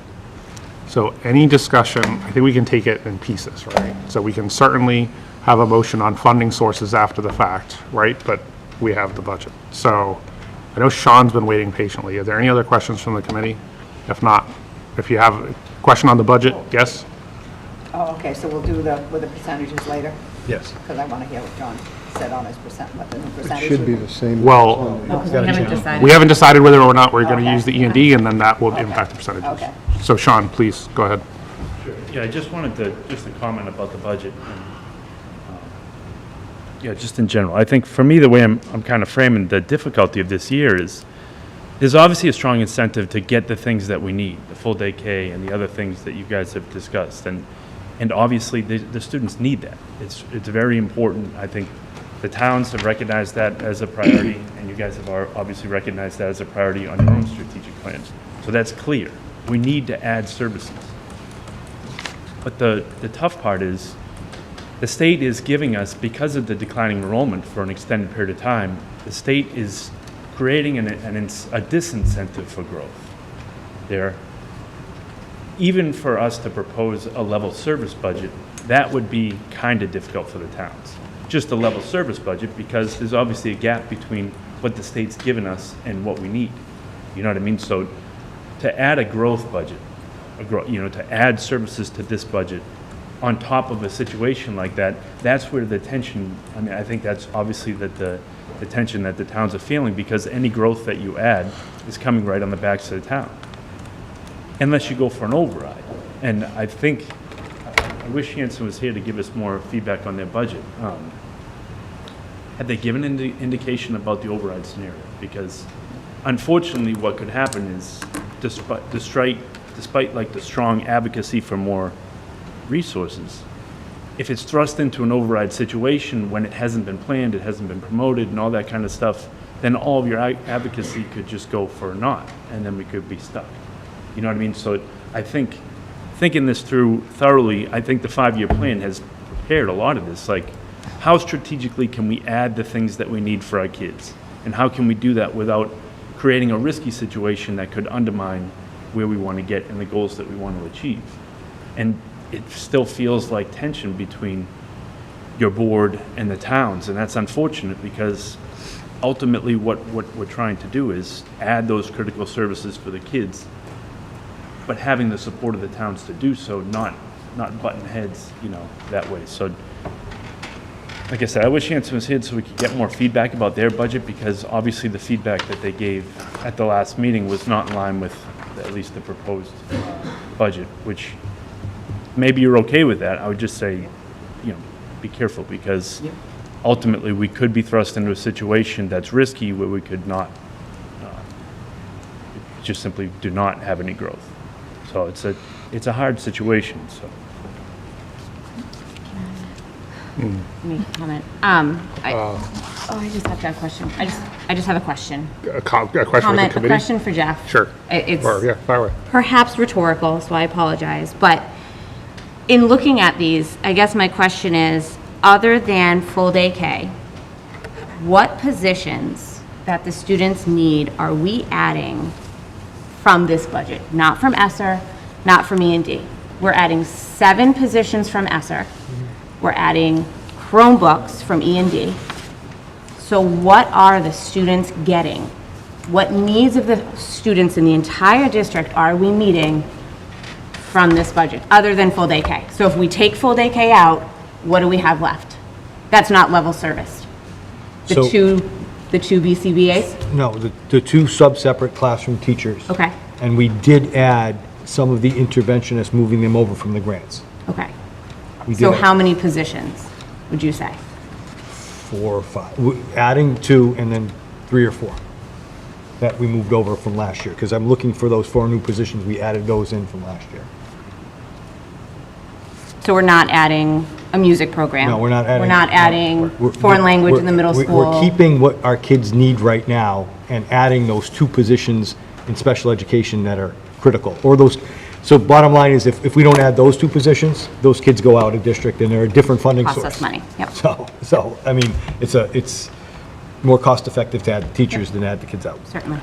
Lincoln, thank you for waiting patiently, and thank you for coming. Thanks, Mr. Chairman. So Lincoln Heineman, the Whitman Town Administrator. So in the spirit of what you were saying earlier, Mr. Chairman, regarding the full communication from the towns about what our financial situation is, I just want to give a few pieces regarding scenario 3. Haven't cost out the new amendment because I'm not sure what that precisely would mean for the assessments to each town. But, and I also I'd like to preface everything I say by saying, none of it should be taken as a judgment on the policies. Obviously, the policies and what the educational policy is your folks' decision. Only as the finances and the town finances, since a big part of my job is making sure that the town finances are sound, that we have a balanced budget, and the town services, in addition to the school services, are provided to the town. So I just want to make sure that's clear, regarding the policy is obviously your folks' decision. But regarding scenario 3, and if there is no reduction in the non-mandated busing assessments, which it sounds like there won't be at this moment, that would mean that under the current proposals that's before the town of Whitman, that the town of Whitman's budget would be out of balance by a little more than $224,000. So $224,584. So I just wanted to make sure that number was clear. Again, in the spirit of what Chair Howard said. I think I won't speak for the town of Hanson, but I know certainly the town administrator of the town of Hanson has said publicly that. So again, as we've spoken about, that's a 4.87% increase in the proposed Whitman assessment. The 5.5% proposed increase to the Hanson assessment, as I think everyone in this room knows, the Hanson town administrator has indicated that she was looking at about a 3% increase that is within their budget. Again, we'll let them speak to that.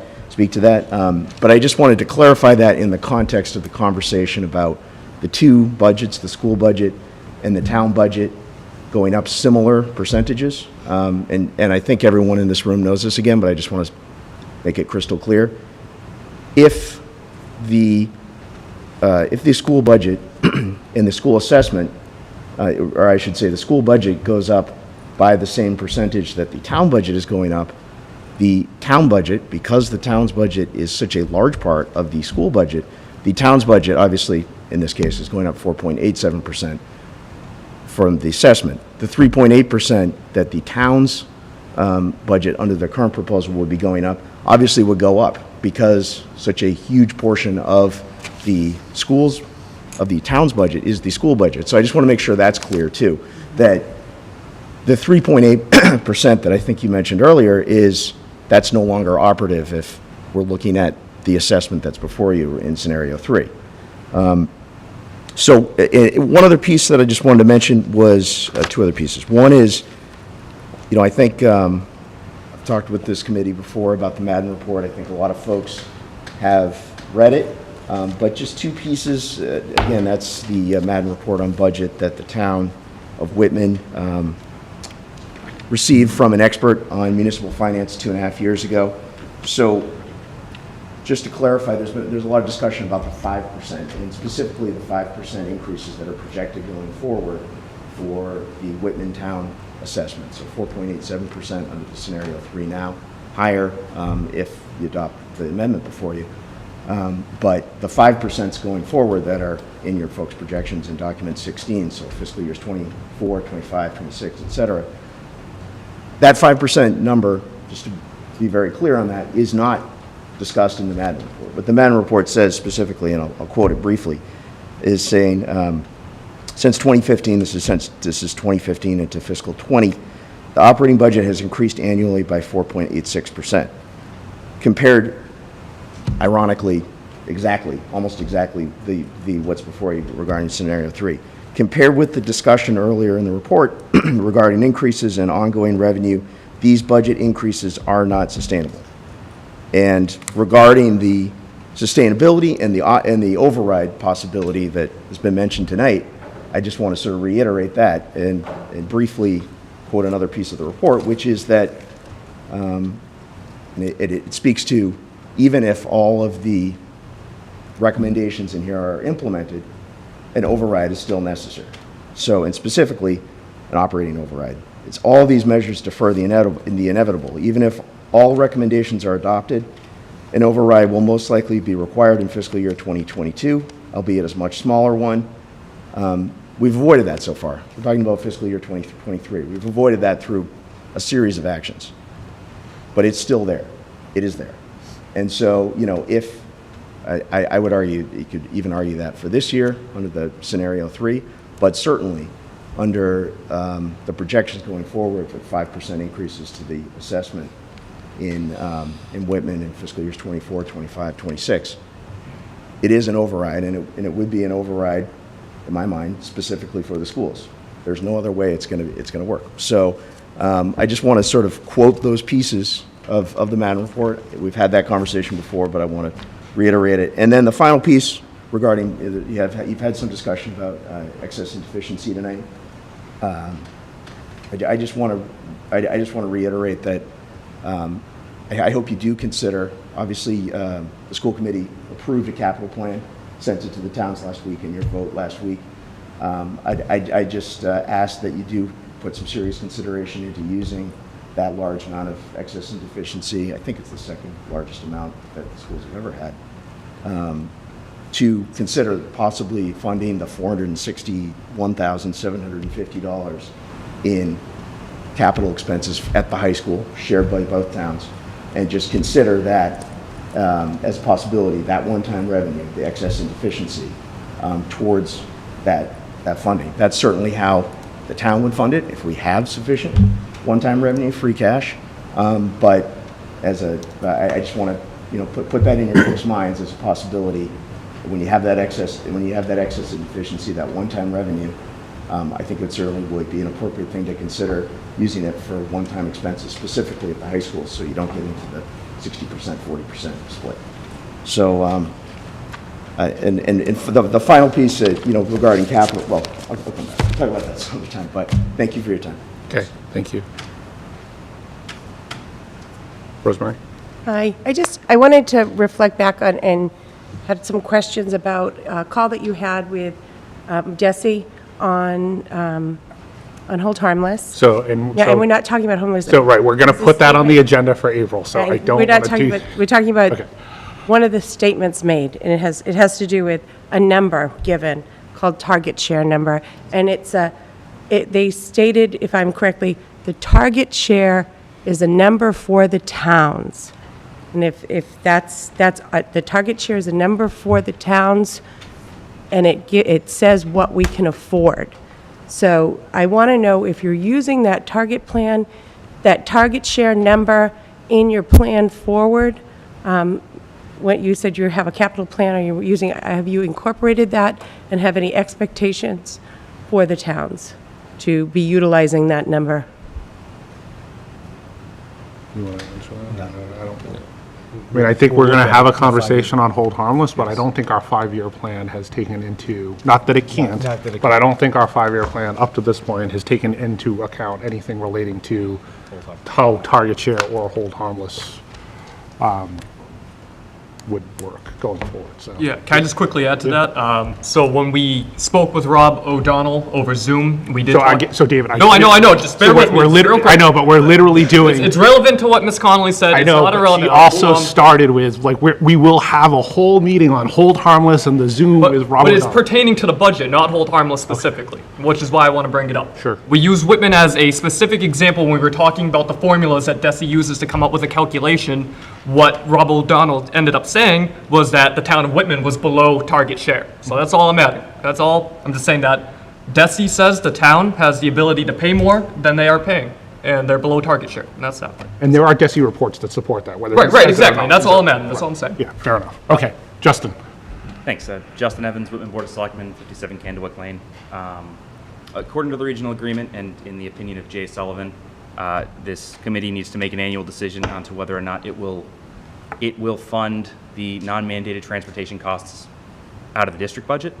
I don't believe there's been an explicit decision made by the committee yet, and I think it would be pertinent to the budget to either include the costs of non-mandated busing as an operating cost, as is outlined in the agreement, or to decide to include the costs to not fund mandated but non-mandated busing within the operating costs and assess the marginal increases to the towns. So I'm sorry, I don't know what email you're referring to. So it's not, so in the regional agreement? I know the regional agreement, and I know it talks about a special operating cost, I believe. It Small S. specifically goes into the apportionment of transportation, Hmm? and it's almost word by word for what Justin has just said. Can you say the That word by word again? We need to determine whether or not the non-mandated transportation will be in our operating budget, or if not, we, for lack of a better word, send the cost over to the towns. And right now, it's in our operating budget. That budget line has all our transportation in it. Except Don, does it have Don? What's that?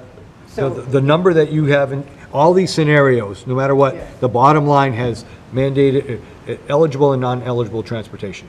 So it won't be a second line item in the, at the. That's what we need to discuss with the boards, because it's not supposed to be.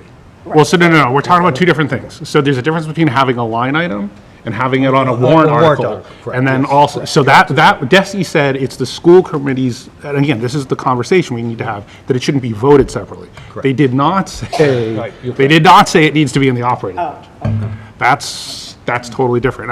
I know, Justin, I'm trying to Not pull up the Desi, regional. but it's our agreement. Yeah, I'm trying to pull it up. Yeah, and so the way that I read the agreement is that if the district chooses to fund non-mandated busing, if the district chooses to fund it, it should be an operating cost within the budget. And if it chooses not to, it would send an article for the additional costs to the towns. But again, I'm an engineer, not a lawyer, so this could be an ongoing conversation. It still costs the town, right? Either way, 6 in one hand, half dozen in the Okay, other. so, And just let me all try our to see. numbers have it in the operating budget. Can I just ask a clarifying question? Okay, one second. Okay, so I'm just gonna read it, so again, we Yeah. can all have the same information, because I like to all have the same information. So I Okay. think this is what you're referring to, Justin, Section 5, Transportation of the Regional Agreement. School transportation shall be provided by the regional school district, and the cost thereof shall be apportioned to the member towns as an operating cost, lower O, lower C. The regional school committee shall determine on an annual basis whether or not non-mandated busing will be paid for by the regional school district. Is that what you're referring to? That's what I'm referring to. Which I don't think we've ever done. Or have we voted that every year? No. I don't recall ever voting. It's correct. It's in the operating budget. That is the number that is in here. Both mandated and non-mandated transportation is in the budget number 58,492,314.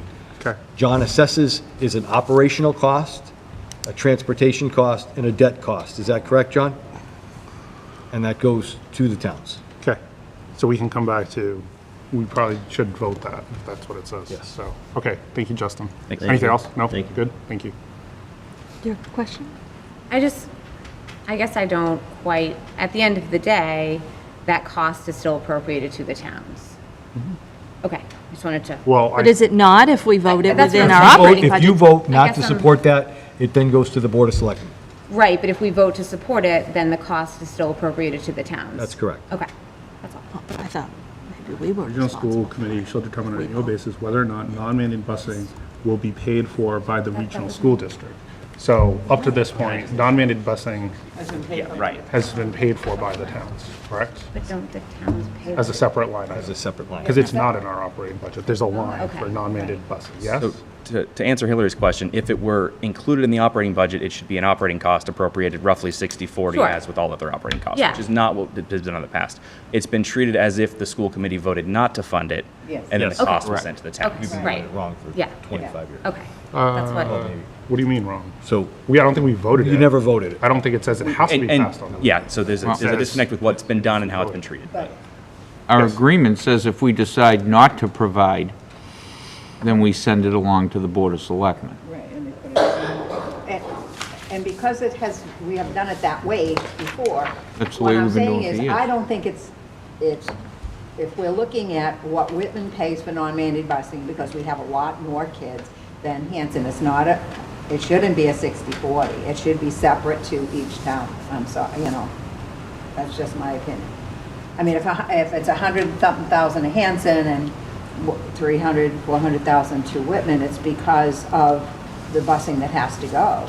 So you shouldn't lump it together in the operating budget and make it a 60/40. I don't agree with that because it's non-mandated. So, I mean, if the mandated stuff, absolutely. But so if it takes a vote that we say we don't support it, even though we do, so that it goes back to the town, as it's been. Yeah, so It's been a separate line item all this time. Yeah, Beth, and so we keep it clean. How about we get through what are we setting the operating budget as, and then we can come back to, we need to figure out what we're doing with E&D, and then we can come back to the point that Justin just made in terms of what. And the last thing I'm just going to say is that if the district chooses to go that road and not fund non-mandated busing within the budget, I think that the budget should include the cost if the towns were to vote that down, and then the marginal cost increase to each town should be assessed to the boards of selectmen, sort of following the method that Sean Kane outlined earlier. Because that would be, you would have to prepare as if both towns were to vote that down, and then you're not going to be stuck with a cost should the towns vote it down. But,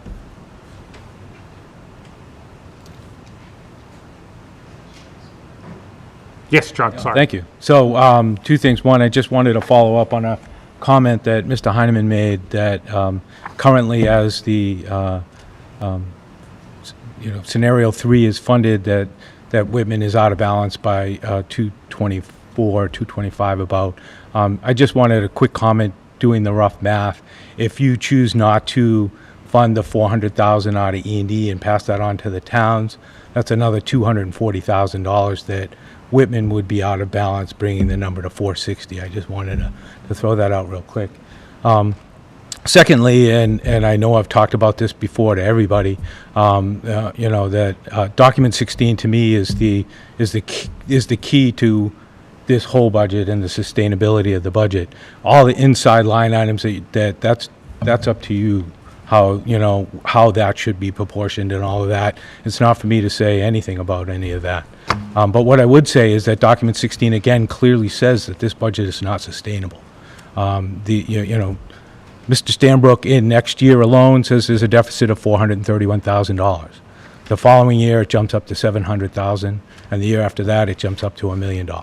Now, I'm not privy to all of this information of everybody retiring and what you're doing with ESSER 3 and all of that, but I can't imagine that that's going to impact that sustainability to that amount. I included today an email that I sent out to you, and it was kind of late, and I know that, I'm sorry. But document 15, which has the assumptions of what's used in the 5-year plan. And the 5-year plan, the assumptions for the expenditure increases is 3%. So they're using that as the assumption that each year the expenses will increase 3% across the board. In doing the math and evaluating the last 4 years, which is also on that document 16 sheet, the averages aren't what we've actually done, what we've actually increased over the years are not 3%. It's above that. So that 3% is aggressive. As an estimate to use in your 5-year plan, because your history shows that that's not the case. That's not where you've been. So that 431 for next year, you're using that 3%. That really could be even higher. The 700,000 the year after could be higher. I'm not saying that it will be, but you're using aggressive assumptions based on your history. So I know you need to make the decision and what you think is best for the school school next year. But please consider the fact that the decision that you make on this budget is going to impact next year's budget and the following year's budget and the following year's budget, as outlined by Mr. Stanbrook down in the bottom of document 16. Okay. Thank you, John. No, hang on. I want to get through public, and then we gotta make a decision on the budget. I just want to make a point about it increasing because I'm not seeing. Randy Lamontina, Selectman, Town of Whitman. Yeah, just give me 1 second. Liaison representing the Board of Selectmen, through you to Mr. Jones. So, sorry, Randy, you're clarifying, you're speaking on behalf of the Board of Selectmen? As liaison, I represent the board, yes. Okay. So, to reiterate what Mr. Galvin said, if you go back and look at the projections, I'm assuming that affordability for your budget was determined by this fluid 5-year plan? That there had to be some basis for affordability going into next year, right? I think I already commented on the All right. 5-year plan, so. Like hopefully Mr. Galvin the just words said, are clear. the closest you come to any of the assumptions is 0.7%. $431,000. That's what you are starting next year in the hole.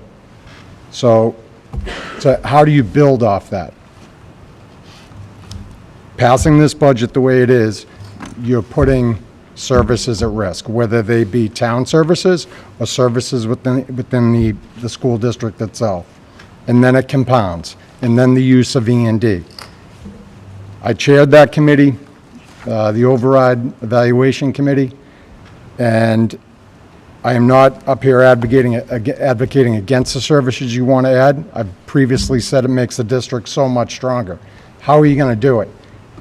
To force it down everyone's throat and cram it in, you are making this situation volatile, meaning you're going to put teachers at risk if you do this. It's right in your own business manager's documents. $431,000 starting in the hole next year. Okay, thank you for sharing your thoughts, Randy. Any other comments on, did you have something on the budget? I just had a comment. So I don't know if everybody has this document. We got it at the Finance Committee meeting last night. And it has the comparisons between the FY22 budget and the FY23 budget. And I think it's important that when we're looking at the budgets, and I think this might have to do with the 5-year plan, and it might be projections, but I don't know. So our minimum local contribution keeps increasing each year because we are not meeting our target share, and that's all I'm going to say about that. I'm just going to point out that the FY23 budget for the minimum local contribution, which is what DESE says the towns have to pay minimally to fund education, and it's not arbitrary, there's documents to support it. So in Whitman, that number has increased by $473,629. And in Hanson, that number has increased by $485,701. That's not something that we on this committee did.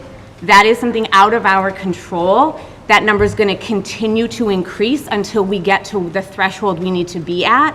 I don't think the general public, people who aren't sitting on this board or working in schools or working in school finance, I don't think people truly understand what disservice we're putting our students in by not meeting our minimum local contribution and our target share. And I think that that is something that is not part of this conversation, and it needs to be, because when we look at budget increases and the assessments to both towns, almost $500,000 of those increases is not something we are doing. So I just wanted to make that point and clarify that to everybody. Okay. I had Dawn, and then Fred, and then Randy. It was said by Town Administrator Lincoln Heineman that if the school budget is put forth, it would cause an override for the schools at town meeting. And I'm not aware of anything in Mass General Law that says when a regional school district sets a budget and sends it to their member towns, that can cause an override.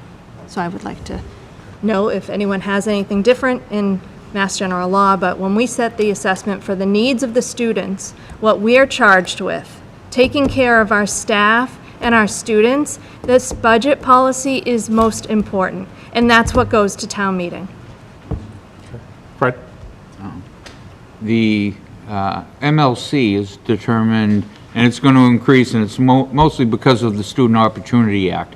That's why you see the acceleration you saw the first year of it this year. It's determined by the wealth factor and the property values in our towns.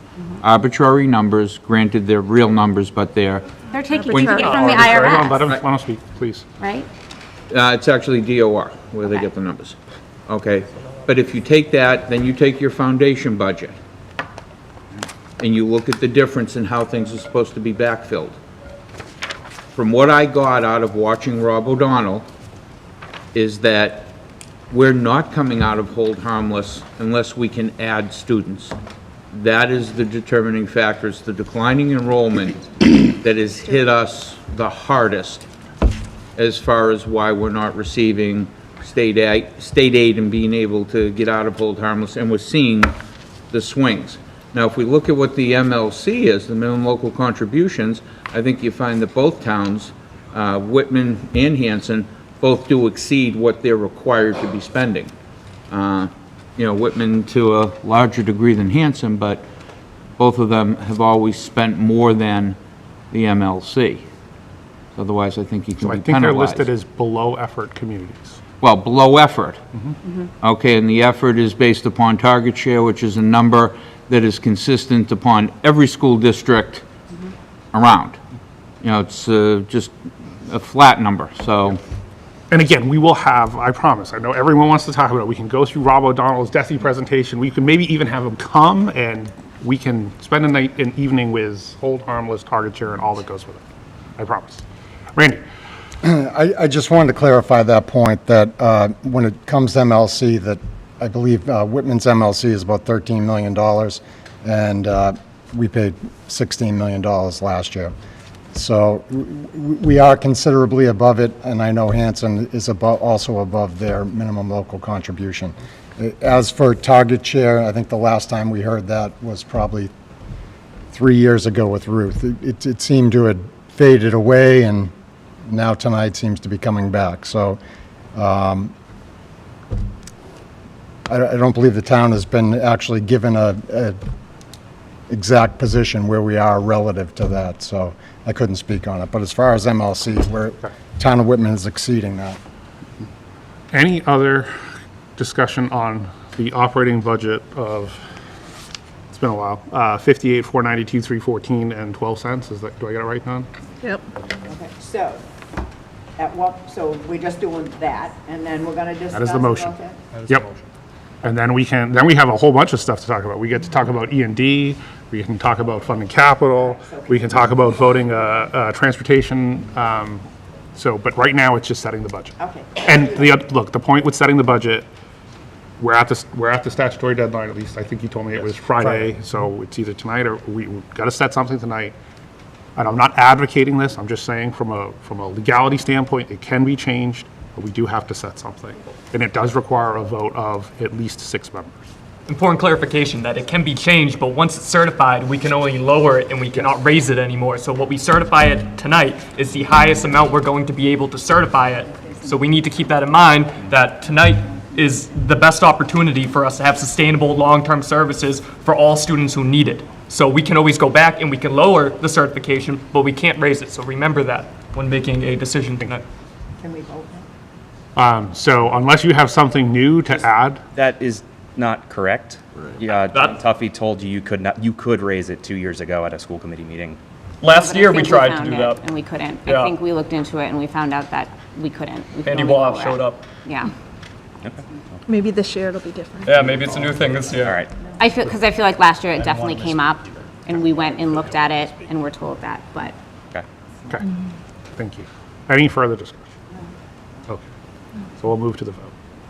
All those in favor? All those against? Anyone abstain? Okay, so that passes with 6 affirmative, 9-1-0. Okay. So now, before you read that motion, I think, can we have a conversation so we don't have to play musical chairs with the math, if you don't mind? So can we have a conversation about the utilization of E&D? Because rather than doing math and going back and forth, let's just, as a committee, make a determination. So what we had in front of us was the use of excess and deficiency of $523,885. That's correct. Okay? I believe Ms. Byer's original intent was to reduce that by $400,000. Yes. So we can just simply say, here's a motion for what we want to use for E&D, and then we can translate that into the assessments while John does some math for us, depending on what we vote. Is that an organized way to do it?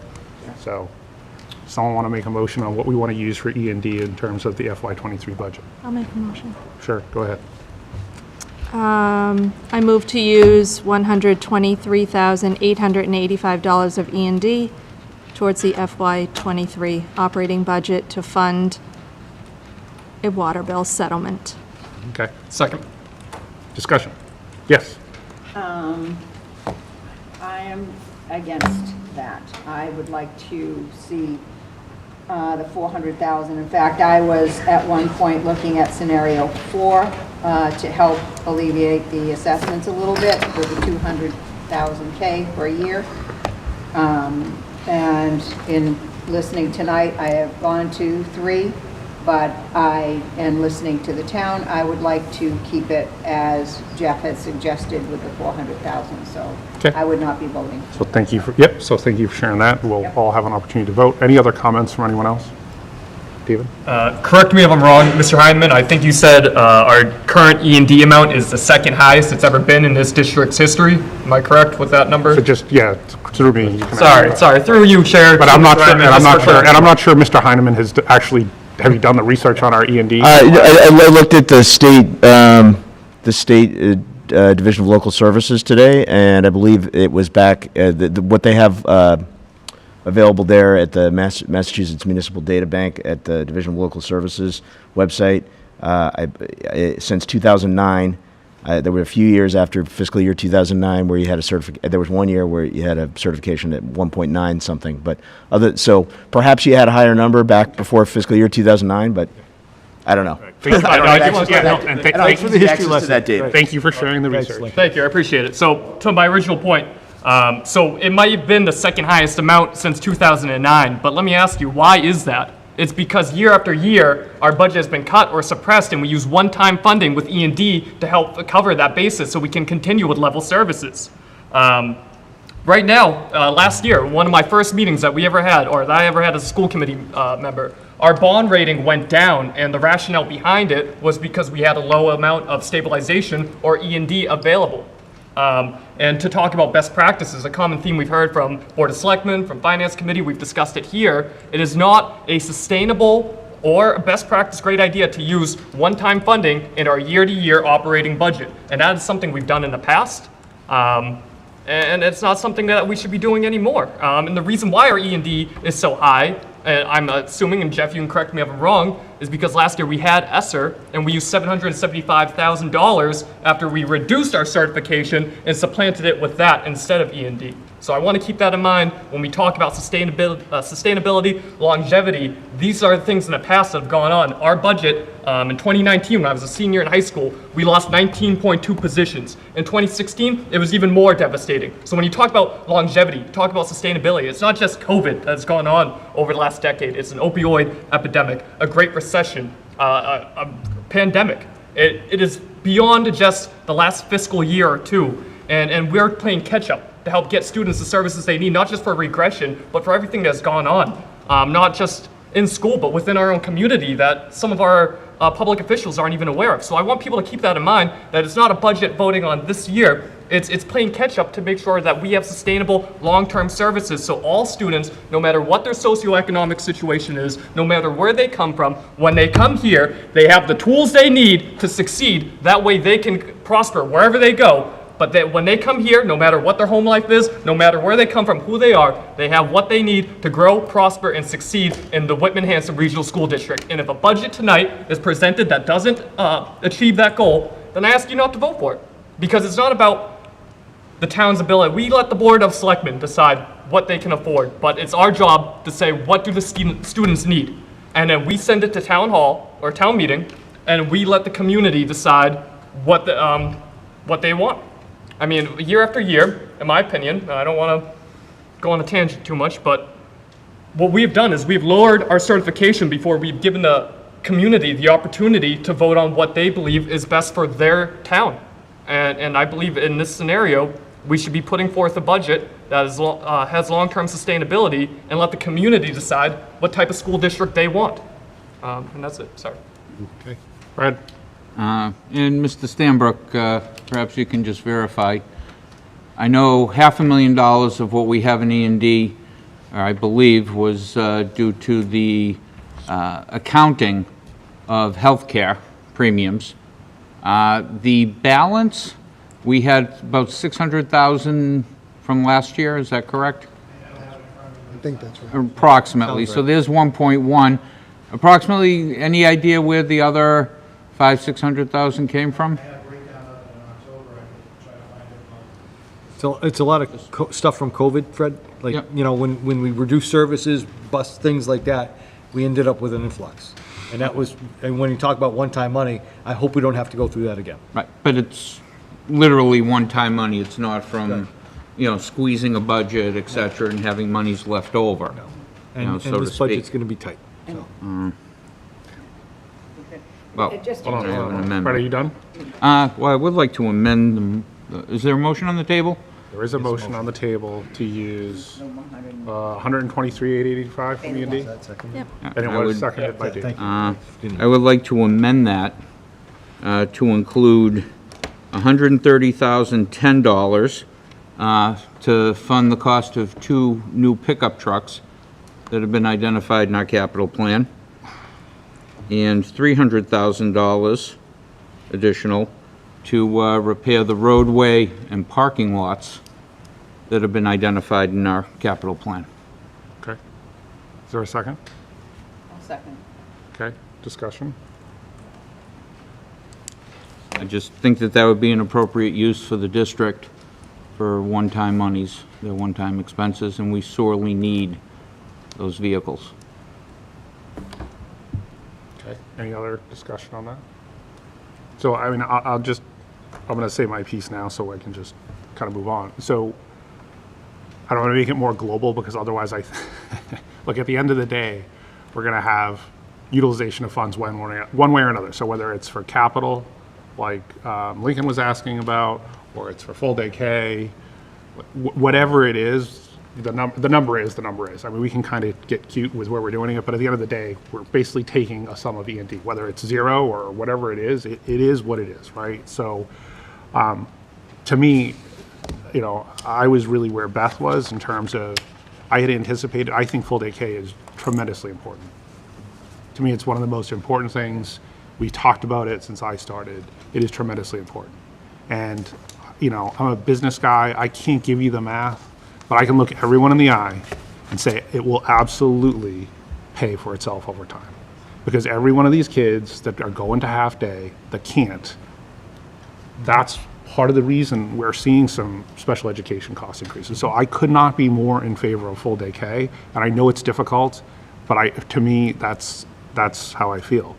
Having said that, and bringing this back to the E&D conversation, I, in my mind, had anticipated that we would put some funds towards that over time to lessen the cost to the towns. I think that's going to be too complicated to kind of figure out a long-term plan. So again, everyone, I'm one vote, the rest of you all have your own votes. To me, I'm kind of leaning towards where Beth went, where I think that E&D, I'm back to the 523,000 of E&D in this year's budget, kind of where you had originally put it. Whether it's, if we use 523, whether it's pickups or whether it's full day K offset, or at the end of the day, it's 523,000. So that's kind of, I just wanted to share my perspective on where it is. Certainly others can do that as well. And ultimately we have to vote it. So, but we do have a motion to amend. What was your number, Fred? It was to add $130,010 and $300,000, so $430,010 for those 2 Capital. articles that would otherwise, Over and above the others, or not? over and above, adding on to the Whitman water bill. I think that was the only other thing that was on that E&D. On the No, that table. was on the table, right? Right. Yeah. Yep. So do we have an exact amount? So Fred, just to clarify, so you're looking at adding 430 to the 123? Correct. Okay. 1 second. I'm too tired to do math, and my Face ID isn't working. Come on, baby. All right, well, you'll have to do it. I'll do it. 553, 885, right? no, 895. Oh, because he added $10. Yep. 553,895. Okay. So, back with, this is getting very confusing because I still feel this is a one-time use for the Chromebooks, is a one-time. Sure. And that's what I mean. It isn't to supplement a salary, it isn't to lower, it is a one-time thing. We know we need the Chromebooks updated and bing, it's done. And then for next year, if we want to put some more there, or we can fit into, the general fund, however we do it. So to me, it's just a one-time use. It's not, and the water bill, one-time use. Done, we're done. And so I feel that those, so I'm back to the original. kinda get to How do the same we get back? Is I guess what I'm getting very confused. We need to vote on the amendment, and then we can Or can you make amend another the amendment We to can add make- the 400,000? To make it, So right now, we have an amendment to make the utilization of E&D in the FY23 budget $553,895. Right? That's what we have. And it's for offsetting some equipment and for the water bill. But it will increase the assessments. Yeah. What do you mean? more than- But it would increase If the you want assessment. to withdraw your second, I would add to my amendment $400,000 to be inclusive of the Chromebooks as well. So 953,885. Just add 400, so 53. I'll second that. but then does that? All right, so now we have a motion to use, Now it won't increase the. Because the won't capital, increase the the assessment. capital items are not in the budget.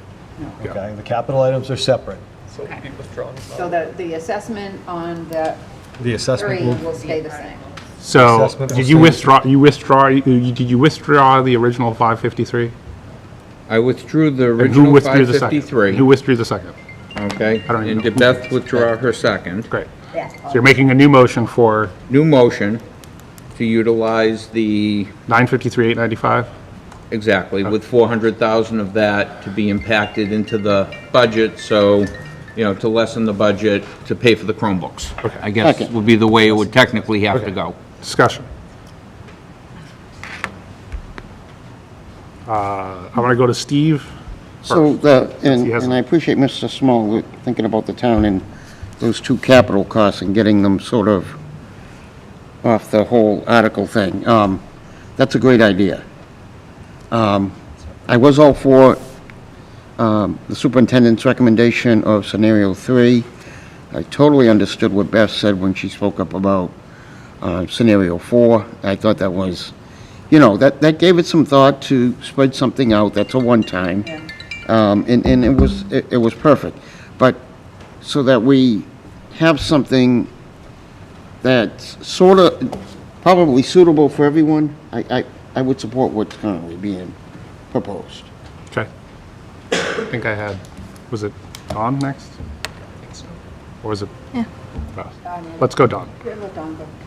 So I feel this is extremely dangerous, that we're facing a fiscal cliff. And if we have 1.8 million right now, we are, by law, allowed to have 5%. So we could keep an E&D balance of 2.9 million for emergency. Reducing this down to 1 million puts us in a position to not replenish very much next year. Superintendent said it's very tight. So how will we fund the minimum that George, Assistant Superintendent, mentioned of the Chromebooks required every year for $275,000?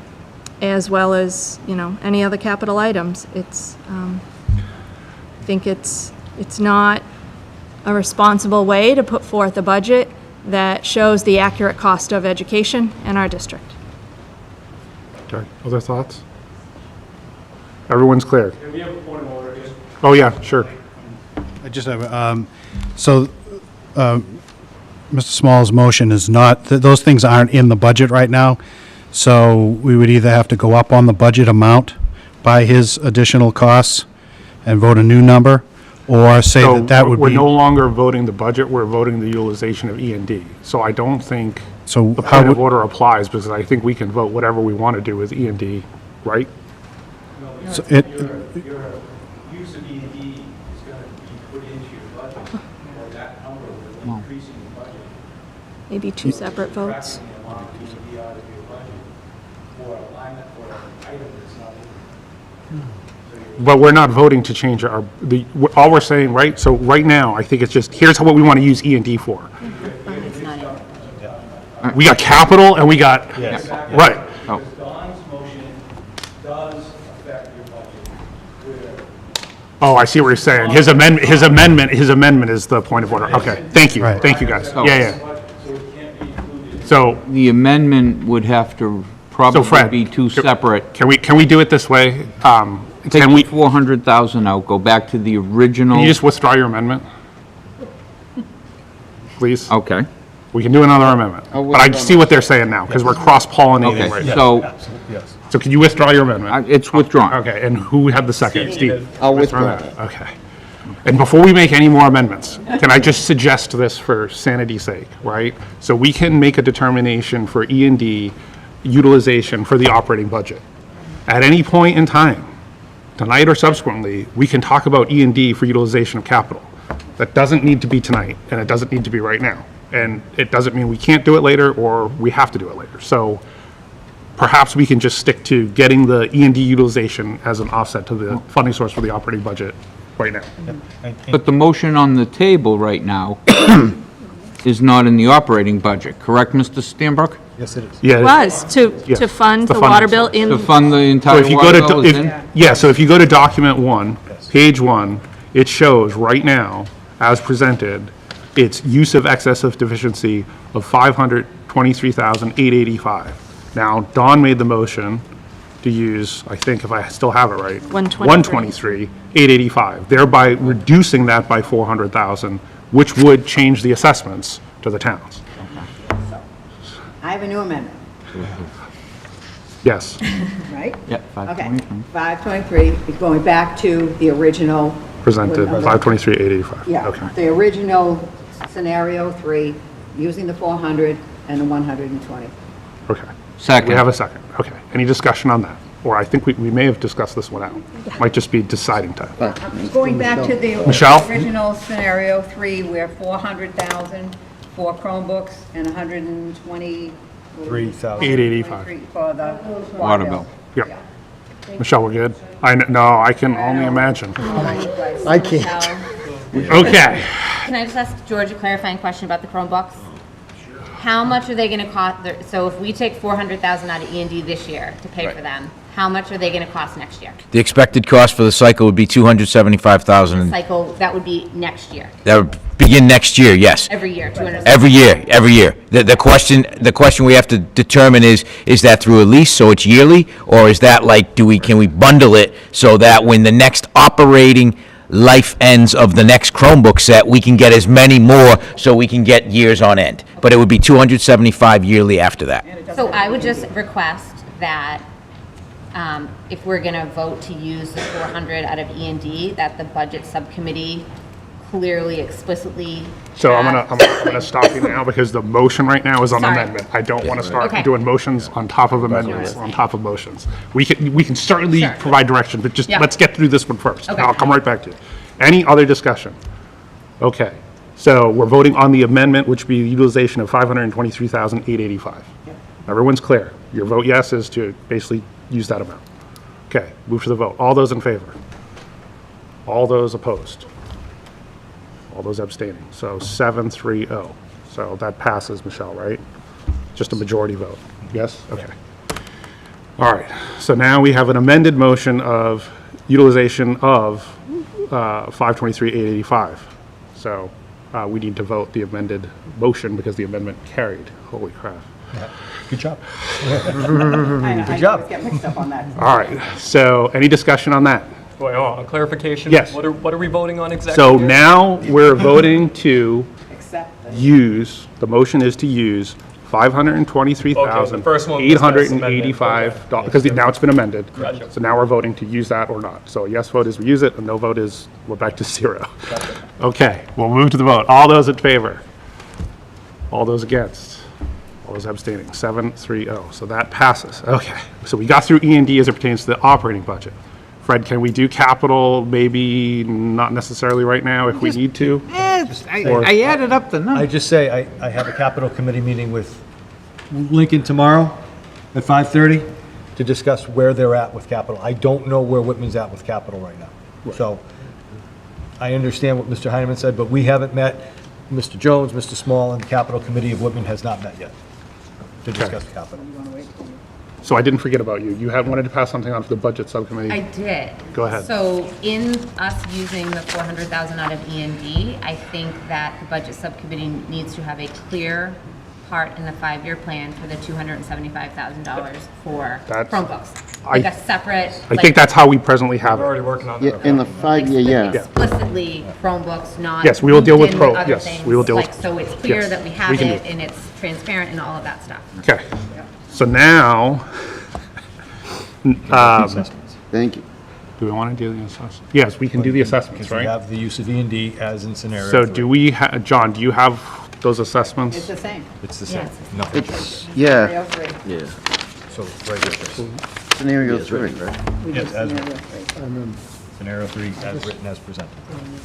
Someone want to make that motion? I can give you the wording and the amount. Yes, Mike? All right, Mike. Where it says X, you just have to insert the amount. Oh, so I thought Scenario 3. Is 16 million. It's right here. This one, this is Whitman. And he doesn't need the increase, it just needs the total amount. Just the total amount. And this is Hanson, total amount.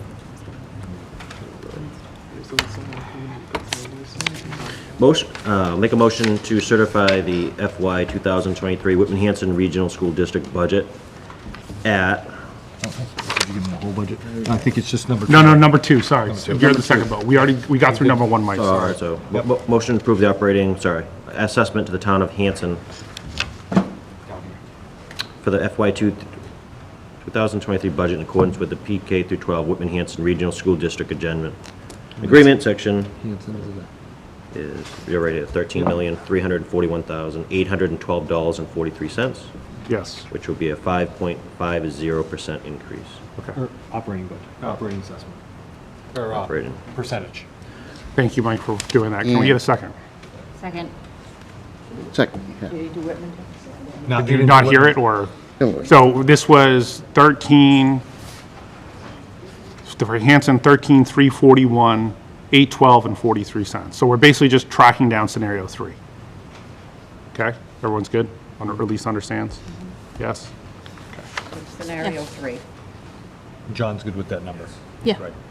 That's the right number. Okay. Thank you, John. If we do anything wrong, call it. He told me he would. All right. He'd stop us, right? Any discussion on this? All right, all those in favor? All those opposed? Abstaining? 910. Michelle, you got it? Okay, now we'll move on to the Whitman assessment, if you are so inclined. Motion to approve the operating assessment to the town of Whitman for the FY 2023 budget in accordance with the pre-K through 12 Whitman Hanson Regional School District Agreement and Section. That'll be $16,889,943.66. And that would be 4.87%. And an increase. Okay, and a second? second. You guys get the numbers? Yes? Right numbers, John? Yes, thank you. Any additional discussion? Move to the vote. All those in favor? All those against? Abstaining. Okay. Thank you. So we have assessment set for now. All right, now I'd like to, Good. since we're voting assessments, Kindergarten. and Justin, thanks for bringing this to our attention. So, and I've read this agreement before, but I don't recall the section, so thank you. So Section 5, transportation. Schools' transportation shall be provided by the regional school district, and the cost thereof shall be apportioned to the member towns as an operating cost. Again, those are not capitalized letters. The regional school committee shall determine on an annual basis whether or not non-mandated busing will be paid for by the regional school district. So that's going to be the first thing. If the regional committee decides not to provide non-mandated busing, an article will be present to the selectman's office of each town for approval by the voters. So theoretically, if I'm reading this correctly, there's an opportunity to do two different things. One would be make the determination of cost, and the other one would be make the determination if we no longer wanted to provide non-mandated busing. So we don't have to vote the second part. I'm just, for spirit of transparency, and so you all have what's in front of me, I'm just sharing that. So we don't need a motion if we don't want to provide non-mandated busing, but I do believe we do need a motion per the agreement on an annual basis, whether or not non-mandated busing will be paid for by us or the towns. So up to this point, I believe, unless I'm completely losing it, the school committee has not paid that expense and has sent that assessment to the towns. Is that correct, John? Yes. Yes, okay. So I'd be looking for a motion one way or another, however you want to, whoever wants to dive into what you want to do in terms of non-mandated busing and whether it will be paid for by the regional school district or the towns. I'll make a motion that the non-mandated busing would be paid for by the individual towns. Okay. Second. Okay, discussion. Justin, since you brought it up, or do you have, Yeah, question, and maybe for further research, can we find out what other regional school districts, if they vote this every year, and sort of, I'm not sure it's relevant. I mean, No. I think he's made a request, unless someone on the committee, I mean, we can certainly seek legal advice on this. I'm not an attorney either, but what it says, the regional school committee shall determine on an annual basis whether or not non-mandated busing will be paid for by the regional school district. To me, that's, let me clarify, I'm not asking for that to be changed, but more so, like I know Bridgewater Raynham the school district used to charge a fee for their non-mandated, and then they realized families either A, weren't even paying the fee, and then it didn't offset the cost, so they just even stopped doing the fee. So I guess I'm just trying to see what the trend is. You know, we really have been, you know, doing the same thing, and I'm not looking to change it. It's just more information, but. so I think we will have, I think we already talked about, we'll continue to work on non-mandated busing, what that looks like in budget subcommittee and as the committee as a whole. This is simply, and it doesn't, I don't think it matters what's in other districts' agreements. This is what's in ours, so we have to do it. Right, I understand that. I understand. Yeah, is there a cost impact to the towns doing this differently? If the school district absorbs it, Either way. so then we'd be going back probably to our budget, I would We assume, have to because it go would now revote the change. budget. Right now, it's not in the budget. But Fred, you had a comment, and then I want to get to yeah. Justin. On the end-of-year report, there is an asterisk, and it does list, say, per your regional agreement, you know, for regions. So it's simply what our regional agreement says. I believe we still have a regional agreement committee that's still active. It's not active. Well, and perhaps it needs to, you know, because there are things in there that perhaps need to get cleaned up, and I know we had addressed a lot of that way back when. Sure. Justin. Thanks. This vote may be moot because you did just certify a budget that I now understand cannot be increased, that does not include this cost. So, I mean, take with that what you will, but, yeah, I think that's it. Yeah. Yeah, and I mean, I think, so I appreciate you bringing this up, but Yeah. to me, I think there would be a much deeper conversation if we were going to change the practice of what we've done for the last Forever. 1992 plus, right? So I understand the technical request of this is something we need to do. We all need to then vote, whether that's something, again, we want to just change. And then I think this is something we can certainly take away and, you know, talk to council, but. Also, yeah, just caution that sending this back to the towns now that numbers are being thrown around for what it would cost the district should the towns not fund this, that cost is also not included in your budget.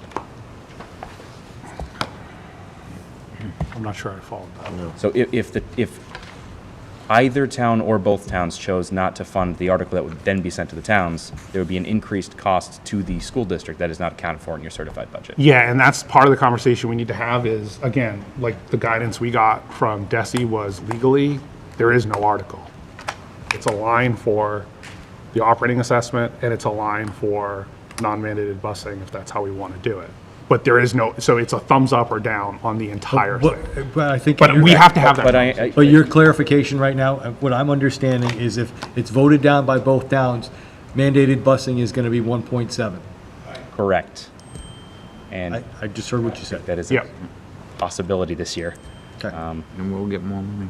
Right. Yeah, and if it helps, the school committee is now taking a vote not to fund non-mandated busing, which is probably something that should go to No. DESI. So I don't think the school committee is taking a vote not to fund non-mandated busing. The school committee is taking a vote on whether it would be paid for by the district. True. Well, which, by the way, it's been paid for by the towns Has been every paid year for the towns since at least 1990. Ask, have 90. the towns ever not voted for this line item? No, No. Okay. Okay. no, they voted every year. Doesn't even get questioned. So we're all clear on, again, there's a requirement. Again, I haven't looked at it. I don't know if anyone else caught it. Thank you for bringing it up. We got to follow the requirement. So, everyone's clear on what we're voting on? Okay. All those in favor? All those opposed? Unanimous. Great.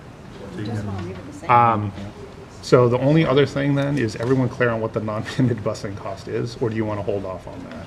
Yeah. Is the statutory requirement just for the operating assessment? John, the statutory requirement is the operating assessment only, correct? Yeah. What I'm trying to figure out is should we be voting the non-mandated busing line items or not? You're asking me, I'm not a lawyer. I would, if you're all here and you have. Yeah, we might as well. That way, later on, I'm not saying we should have voted and made a decision last time. Okay. So, we can just look at it based on the documents, we might as well vote them, and then we can. Document number 2. Yeah, it's document number 2. We might as well vote what they are, to send to the towns, and then certainly, again, I think there needs to be some dialogue, because learn something new every day. But with this one, I think we want to be clear on how this is being put on the article warrant and go from there, so. I'd be looking for a Okay, motion. motion. For the non-mandated busing for Hanson assessment would be $121,475. We'll do it separately, Beth. It's Okay. fine. Second. Great. I got second from David. Any discussion? All those in favor? Opposed? Abstaining. Okay. Okay, all right, and for the Whitman assessment of non-mandated busing would be $487,839. Second. Any discussion? Great. All those in favor? Opposed? Okay. 9-1, Michelle, you got Got it, Michelle? 9-1? Okay. I think that was everything we needed to vote other than, School calendar. oh, yeah. So in front of you, you have a calendar that made the adjustment of New Year's Day being observed. So this is the calendar in front of you, but we did get a request by the town of Hanson to amend that and take Tuesday, September 6th off. I did not put it on the calendar. I gave you the one with January 2nd off. This is the calendar I'm proposing. After speaking with the Hanson Middle School principal for primaries, he's okay with the amount of traffic for the gubernatorial primary. I think my recommendation is we have school. I get worried about timeout at the end of the year, so. Okay, Well, can I ask a question? Where do they vote in Hanson? The gym. In the gym, right? In the gym. So is that the main entrance that we go No. in when we vote there? No, they go in the side entrance. What we've been able to do is really secure that with PD. Just, So that would be my request. it's good. I know that we're Yep. worried about traffic, but I'm worried about strangers coming into the there building. won't be, yeah, you separate it out. It's fine. It's good. So my recommendation to vote is the calendar in front of you, with the beginning of school being August 31st, and an end date of the last day of school as September 14th. Motion to accept the 2022-2023 academic school year calendar Second. presented. Any discussion? The only thing I would say is after we vote this, can you circle back with The town. Beth? Yeah, absolutely. All those in favor? Hang on. Yes, go ahead. Unanimous. Jumped. I'm not sure, John. What do you? Okay, all right. Okay. All right, yeah, you got something? The capital assessment to the Yep. towns, that wasn't voted. We Would you like to voted vote last that? meeting, I believe. The capital assessment? or Capital the- assessment in the budget, So, on page Where 2. Where are we, John? So it's document 2, Yep. or is that document 1? I don't remember. Yeah, that's document 2. Think So where you read the numbers for the non-mandated transportation, below that, if a motion would be something like Hanson's total capital assessments will be $481,913.12, and Whitman's capital assessments would be $419,385.41. Oh, I see that. Grand totals. Beth, you got them? Sure. Thank you. Okay, a motion for the total Hanson capital assessments would be $481,913.12. Second. Any discussion? All those in favor? Unanimous, great. Okay, for the total Whitman capital assessments would be $419,385.41. Second. Any discussion? All those in favor? Unanimous, great. You good? Thank you, John. Thank you. Thank you, John. All right, we've now voted everything. Yes. Again, we'll have to have a conversation to make sure that we're all clear on how things are going to line up on warrants and articles, or the article, and make sure that that works. So, What's our next plan meeting? and our next plan meeting is April 3rd, 13th. 13th, I think. the Wednesday before Good Friday or Easter. I'll be trying to dial in anyways. Oh, I know what this is. Other than that, I would entertain a motion to adjourn. So So moved. moved. Second. No discussion. All those in favor? Unanimous, thank you. Good night, everyone, thank you. Good night. Thank you.